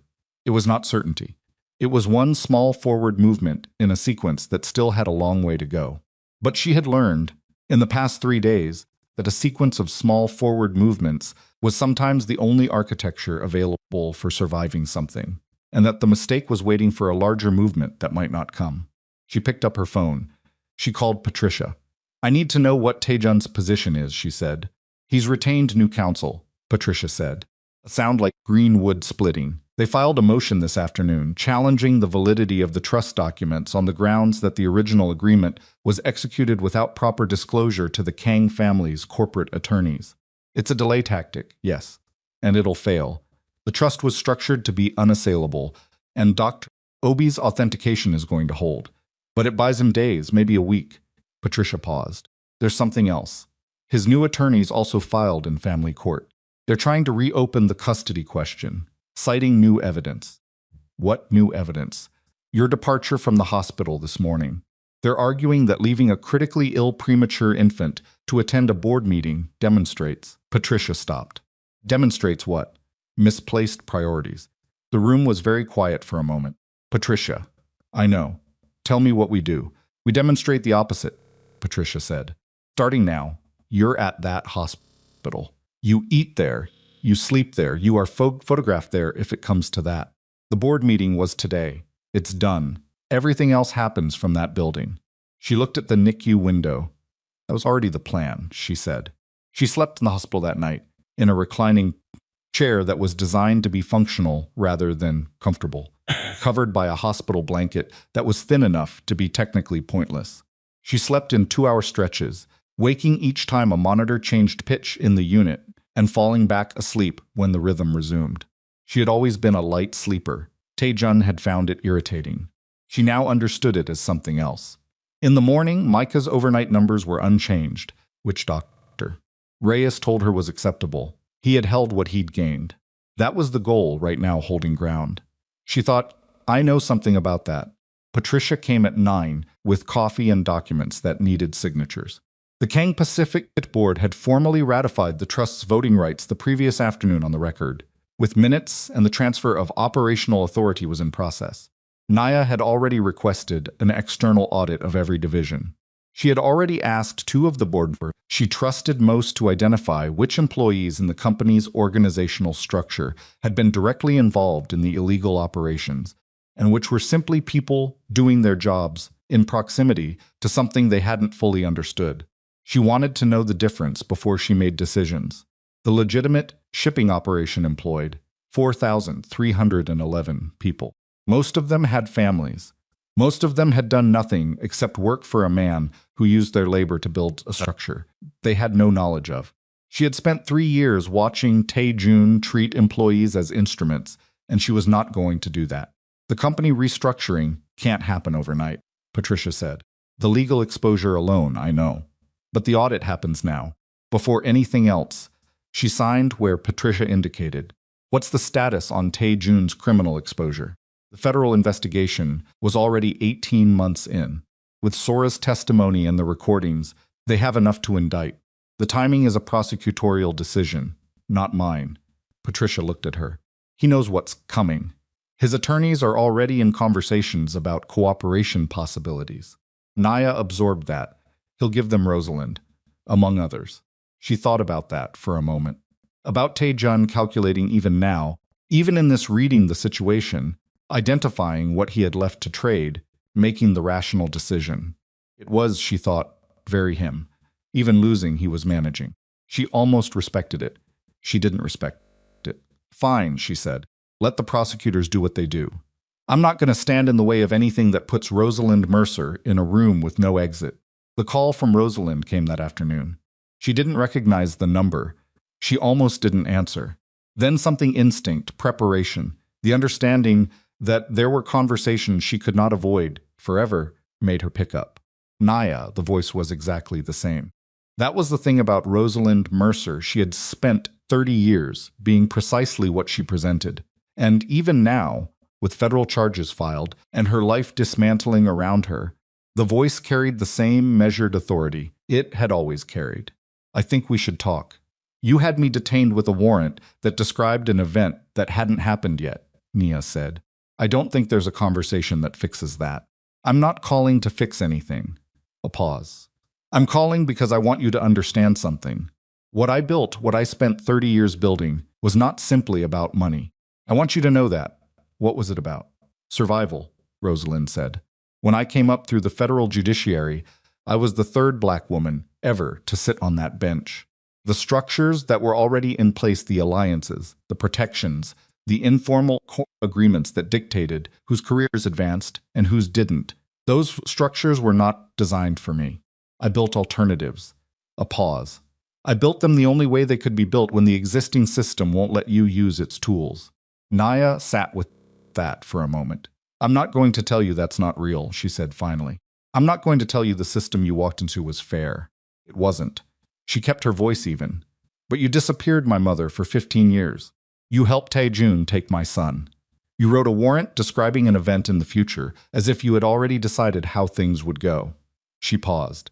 You didn't build alternatives. You built the same thing, just with your hand on the lever instead of theirs. Silence on the line. Your mother, Rosalind started. Don't. The word came out with more force than she planned. Don't tell me about my mother. You don't have the standing. Another pause. Longer, I underestimated you, Rosalind said. It was, Nia thought, the most honest thing she had probably said in 30 years. I thought you were the leverage. I didn't understand you were the threat. Nobody ever does, Nia said. That's been the problem all along. She ended the call. She put the phone down. She looked at Micah through the glass for a long time, watching his chest, counting the beats that were his own. She met her mother on a Thursday, not in Newark, in the end. Camille had come to Brooklyn to Isaiah's hospital, where she had apparently shown up unannounced, 2 days after he was admitted, and introduced herself as a friend, and Isaiah had looked at her for a long moment and said, I know who you are? And she had sat down in the chair beside his bed, and they had talked for 3 hours about things Nia was not in the room for. Nia arrived in the afternoon. She came down the corridor of Isaiah's ward and saw her mother through the open door before Camille saw her, and that gave her 3 seconds to look at the woman her mother had become. 54 years old, shorter than Nia remembered, or maybe that was perspective. Hair fully gray now, cut close. The posture of a woman who had kept her spine straight through things that would have bent most people in half. She was sitting in the chair beside Isaiah's bed, and Isaiah was talking, and Camille was listening with the focused, careful attention that Nia had grown up watching her give to every person who spoke to her, as though what they were saying was the most important information she would receive that day. Nia stopped in the doorway. Camille looked up. The expression on her mother's face was not something Nia had language for. It was too many things at once: recognition, relief, grief, the particular anguish of a woman who had made an impossible choice and had spent 15 years knowing she could not unmake it. Isaiah looked at Nia, then at Camille, then at the ceiling, with the expression of a man who understood that what was about to happen in this room was not for him to witness. I'm going to take a nap, Isaiah said to no one in particular. Neither of them responded. Nia walked into the room. She stopped in the center of it. Her mother stood up from the chair. They stood 6 feet apart. Camille opened her mouth. Don't apologize yet, Nia said. It came out rough. I'm not ready for that yet. Camille closed her mouth. I need to just stopped. Pressed her lips together. I need to look at you for a minute. She looked at her mother. The face she had last seen in a hospital 15 years ago, younger, then thinner, frightened in a way that Nia had attributed to illness, to the weight of a body failing, and had not understood was something else entirely. The last time she had seen her mother alive had been in a hospital room, and here they were in a hospital room again, 15 years later, and nothing had been what she thought it was. And yet here they both were, standing up, crossed the 6 feet. She put her arms around her mother. Camille made a sound against her shoulder, not a word, not anything articulate, and held her with the grip of a woman who had been practicing letting go for 15 years and had decided she was done practicing. They stood there for a while. Isaiah snored softly, or performed snoring softly, from the hospital bed. Later, much later, when they were sitting in chairs on opposite sides of the room with paper cups of bad coffee, and the specific, exhausted honesty that comes after emotion has burned through, and what's left is just the truth, Nia asked the question she had been carrying. Did you know about Taejun before I married him? Camille wrapped both hands around her cup. I knew who he was. I knew about the trust. I knew when you started seeing him. When Isaiah told me, I knew the probability that it wasn't coincidence. And you didn't tell me. How? Camille looked at her directly. I was dead, Nia. Officially, legally dead. I couldn't call you. I couldn't write you. Every channel I used to reach you was a channel Rosalind could monitor. She paused. Isaiah was the only way I had to watch over you. And he couldn't tell you without telling you everything and everything. Would have put you at risk, would have put you at risk. Camille's jaw was tight. If you had known about the trust, about me, before you had the legal tools to protect yourself, Rosalind would have moved faster. She would have moved before you were ready. Naya thought about that.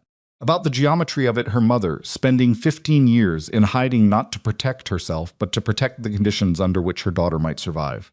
About Isaiah watching for 4 years, delivering medical supplies and occasional crucial truths. About the book with its brass key waiting on a shelf in a storage unit in Queens. You planned for this, she said. I hope for this, Camille said. There's a difference. Naya looked at her coffee. What happened to you? After Rosalind arranged the disappearance. What was it actually like? A long pause. The first year was the hardest, Camille said. After that, it was just life. A different life. Narrow, careful, but life. She looked at her hands. I taught accounting at a community college in Connecticut for 3 years under a different name. Then I moved. I kept moving. She was quiet for a moment. I watched you, as much as I could. When you got your second degree, when you published the arbitrage paper, I found it online and read it 4 times. Something shifted in her face. I was proud of you. That's a strange thing to feel about someone you've abandoned. You didn't abandon me, Nia said. Then more slowly, I'm angry at you. I'm going to be angry at you for a while. But you didn't abandon me. Camille looked up. I read the letter, Nia said. I know what you were protecting. I know what it cost. She held her mother's gaze. I'm still angry. You should be. And I'm also, she stopped. Started again. I'm also glad you're alive. Those 2 things are both true, and I don't know how to make them fit together yet, so I'm just going to carry both of them for a while. Camille nodded. Her eyes were bright, and she was keeping them steady by effort. That's more than I deserve right now. Probably, Nia said. They sat with that. Isaiah's monitors beeped quietly. Outside the window, Brooklyn was doing what Brooklyn did in February, going about its business. Gray and purposeful, indifferent to the private reckonings happening inside its buildings. Micah, Camille said. The word careful tentative, like a foot testing ice. He took 6 unassisted breaths this morning, Naya said. He's fighting. He gets that from you. He gets it from us, Nia said. Apparently, it's a family trait. Rosalind Mercer's trial lasted 11 weeks. The federal prosecution built its case with the patience of people who had been waiting for this particular moment for 14 months and were not going to rush it now that it had arrived. Sora Min testified for 3 days and held up under cross-examination with the stillness of a woman who had decided that full disclosure was the one thing she could still control, and who controlled it completely. Camille Ellington testified for 2 days. She walked into that courtroom in a gray suit with her spine straight and her voice clear, and she told the truth about 30 years of a judicial corruption network with the precision of a forensic accountant who had spent 15 years memorizing every detail because she understood she would only have one chance to say it correctly. Naya watched from the gallery. She watched her mother's hands on the railing, steady and deliberate. She watched Rosalind Mercer at the defense table, that familiar stillness, that practiced composure. She watched the jury watching Camille. She saw the moment not dramatic, not sudden, but visible if you knew what to look for when the jury stopped evaluating and started believing. Rosalind was convicted on 7 counts: racketeering, conspiracy, obstruction, 2 counts of kidnapping, judicial corruption, attempted murder. The charge related to the night Nia ran from the penthouse, the injuries sustained, the documented coordination between Rosalind's operatives and Taejun's men. She received 18 years. She was 67 years old. The math was not gentle. Nia did not watch the sentencing. She was in the NICU, where Micah had been breathing on his own for 9 days and had reached 4 pounds, 2 ounces, and had begun, according to the nursing staff, to express opinions about things through the full range of expressions available to a face that was still mostly trying to figure out what a face was for. She heard about the verdict from Patricia. She sat with it for a moment. Then she said okay, and went back to talking to her son. Taejun's case moved more slowly. He cooperated with federal prosecutors on the elements related to Rosalind's network, gave them names, dates, financial structures, the the specific mechanisms by which judicial influence had been purchased and deployed. His attorneys negotiated hard, and the cooperation was real enough to matter to the prosecution's case against several of Rosalind's associates. In exchange, he received a reduced but not eliminated sentence on his own charges. 7 years. The illegal surveillance, the medical privacy violations, the fabricated psychiatric evidence which, when the full documentation of its construction was laid out in a federal courtroom, had made 3 members of the jury visibly ill. Custodial conspiracy, the bribery charges, the organized criminal operations hidden inside Kang Pacific. He lost the company. He lost the penthouse and the apartments in Busan and the investment portfolio that had been built on the architecture of other people's money. And when the court reviewed his attempt to secretly arrange Mike's removal to Switzerland, they reviewed it with the kind of thorough attention that such a document deserved, and Tae-jun lost his parental rights without appeal. Their last courtroom encounter was brief. She had not planned to speak to him. She had planned to sit on her side of the room and let the proceedings do what proceedings do and walk out the other side. But as they were filing out, he was close enough to speak, and he looked at her with the expression of a man who had arrived, after everything, at something like honesty. "I did love you," he said. "I need you to know that." She stopped. She thought about whether she believed him. Really thought about it, the way she had learned in 3 years of contracts to think about the precise meaning of language. "Maybe you did," she said. "The version of you that was capable of love probably did." She looked at him. "But you never loved me more than you loved owning things. And you could never tell the difference between those 2 feelings. Which means you went your whole life believing you were capable of something you'd actually never done." He said nothing. "That's not an accusation," she said. "Just what's true." She walked away. She did not look back. Not because she was certain or finished, or because the anger had gone. The anger was still there, and she suspected it would be there in some form for a long time. She walked away because the direction she was walking mattered more than the direction she was leaving. She renamed the company 8 months later.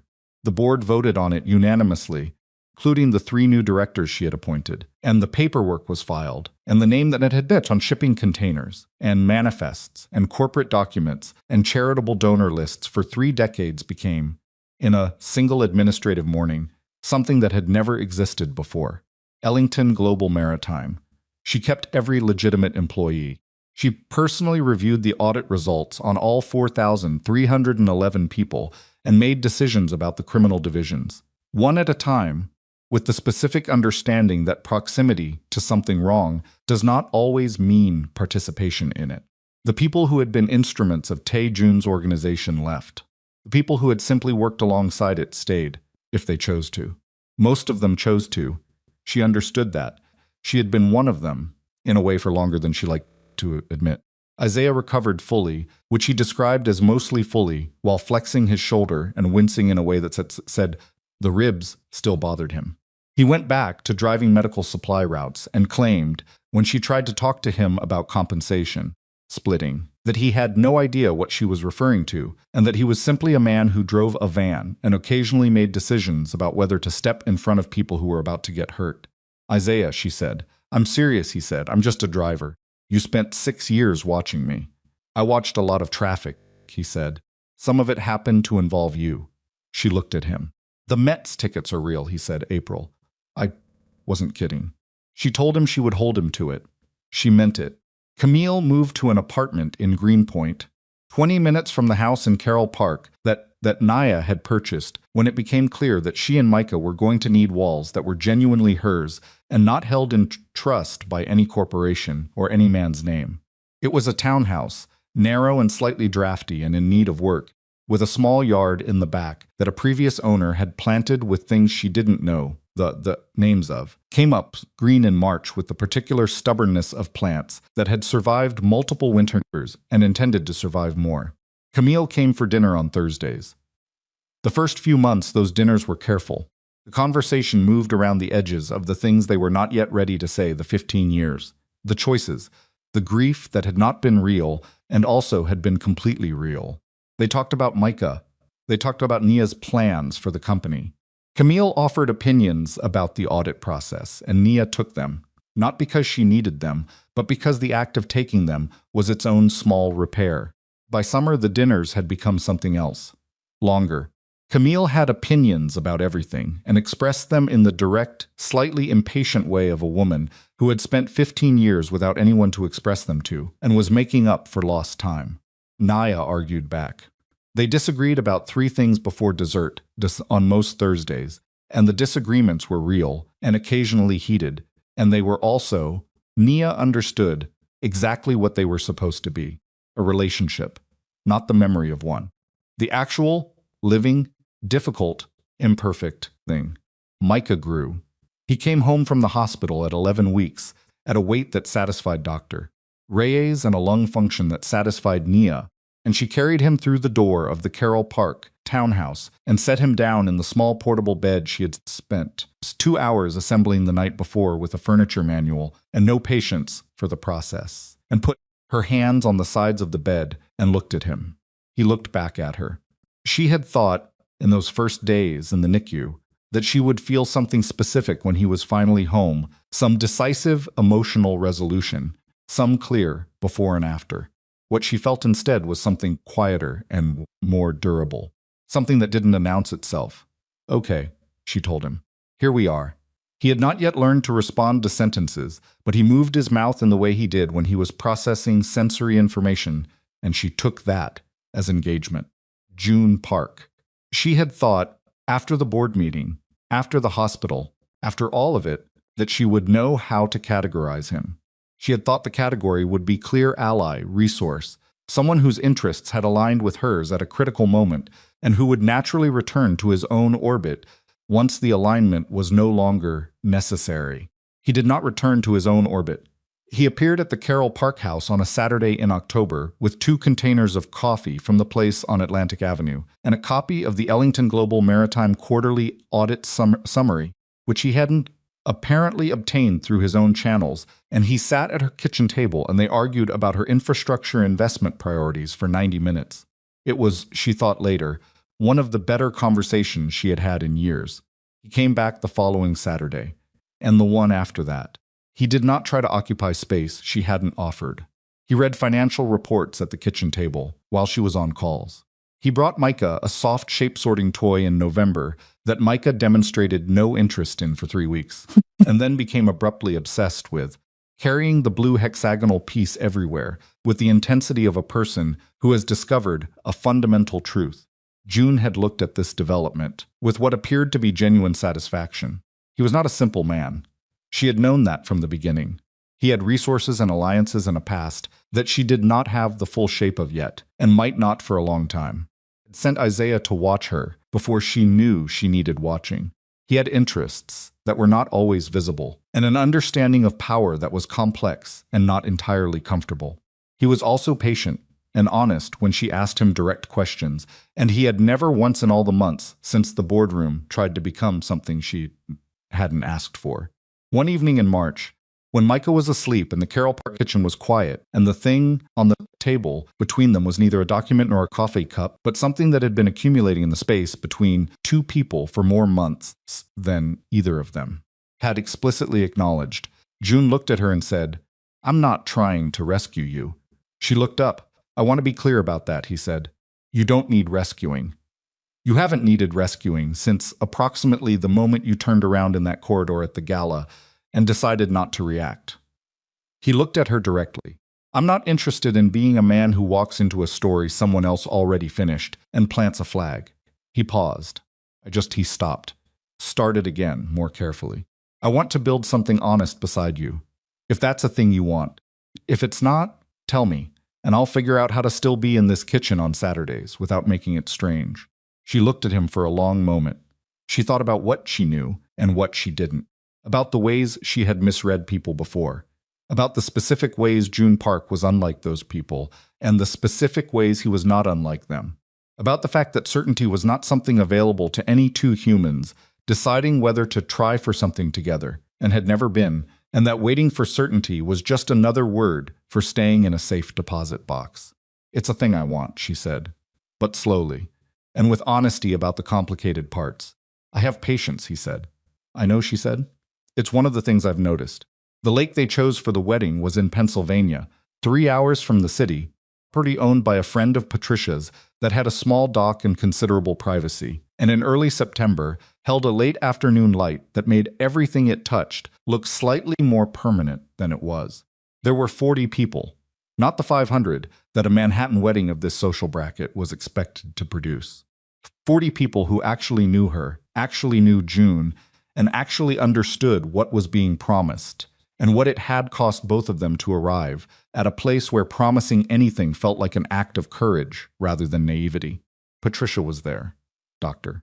Obi, who had flown from Lagos, sat in the fourth row and looked at the proceedings with the settled satisfaction of a woman who had held a legal document in trust for 29 years and was now watching it arrive at the right destination. Sora Min was not there. She was somewhere else, under a different name, in circumstances that the Witness Protection Program did not discuss. Naya had sent a letter through Patricia, which may or may not have reached her. She hoped it had. She had said in it what she meant, which was that she did not forgive everything easily, but she understood that people were capable of being trapped by systems larger than their individual choices, and that Sora's decision to come forward, when she had nothing left to trade, had mattered, and had not been small. Isaiah walked her down the aisle. He wore a suit that he had clearly purchased for the occasion, and felt slightly uncertain about, and he offered his arm with the combination of steadiness and self-consciousness of a man who takes Cersei seriously and is not sure he is doing it correctly. She took his arm. "You good?" he said quietly as the music started. "Getting there," she said. "That's all you need." They walked. Camille sat in the front row. She was wearing a dress the color of deep water and her hands were folded in her lap, and when Naya came down toward her, she looked up with the expression of a woman who had rehearsed composure and discovered that composure was not what the moment required. She did not compose herself. She let what was in her face be in her face, which was everything, which was 15 years compressed into a single afternoon, which was grief and relief, and a love that had never actually been absent, only hidden. Naya held her eyes for a moment as she passed. Just a moment. But it was enough. It held what it needed to hold. Micah, at 14 months, was unclear on the precise protocol expected of a ring bearer, but was very clear on his own priorities, which involved the rings, and then possibly also the grass, and the interesting stick he had identified near the dock. Camille in a sound intercept stick situation with the quiet efficient since they agrammed there who had been a problem since they arrived, and Micah surrendered it with a negotiated compromise that he seemed largely satisfied with. June stood at the end of the aisle. He looked at her the way he had been looking at her in the Carroll Park kitchen for months with the specific attention of a man who was not constructing a performance for anyone's benefit, who was simply present, simply there, simply seeing her. She walked toward him. Later, when the light had gone amber over the water, and the 40 people had separated into small conversations, and Micah had been retrieved from the dock by Isaiah for the second time, and was currently asleep against Isaiah's shoulder with the absolute confidence of a child who has identified a trustworthy surface and intends to use it, Nia stood at the edge of the water and looked at the lake. The empire was real. She ran it every day. Decisions that moved containers across oceans and employed thousands of people, thousands, and required a fluency in 7 languages and a tolerance for the kind of complexity that would have seemed abstract to her before she understood what it felt like.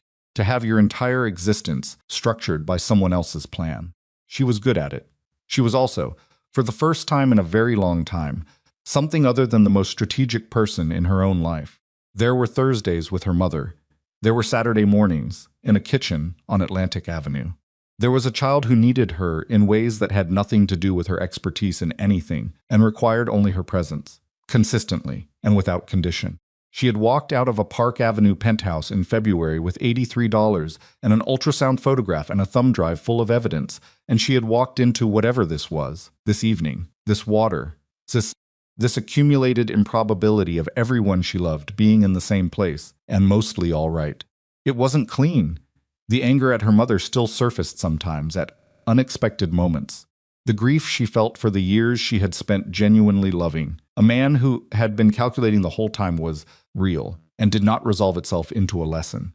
There were nights she woke at 3 in the morning and checked on Micah for longer than she needed to. just to hear him breathe. The wounds were real. They were also hers.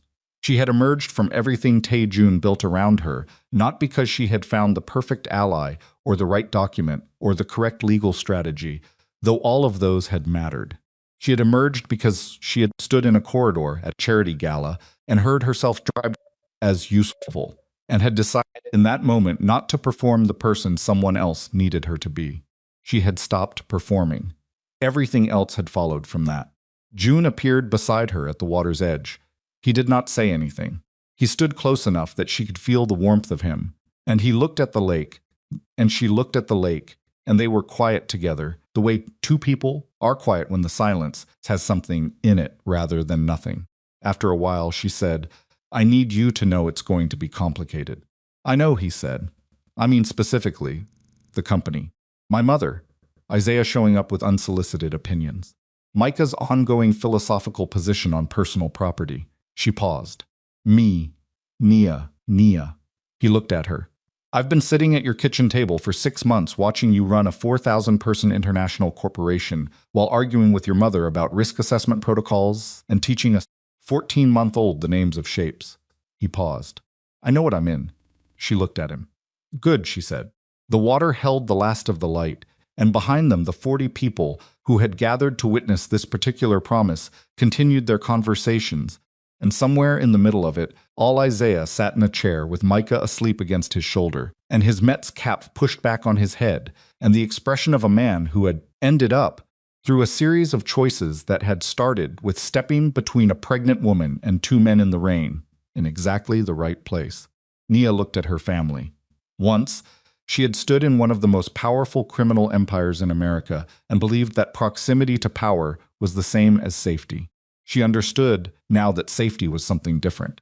Like green wood splitting, it was not the absence of danger. She would probably never live entirely free of the kind of danger that came with the name on the company's letterhead. A sound like green wood splitting. It was the presence of people who would step in front of it when they could and stand beside you when they couldn't.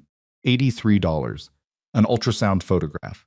A thumb drive and a brass key, and the understanding, arrived at in a marble corridor, that no one was coming to save her. She had saved herself. And then, slowly, imperfectly, a sound like green wood splitting, and with considerable who had decided she was worth standing next to, she had built something that was worth having saved. The evenings settled over the water. Micah breathed in his sleep, and Nia Ellington, who had once been described as a doll, stood in the last light of a September afternoon, and was, simply and entirely and without performance, herself.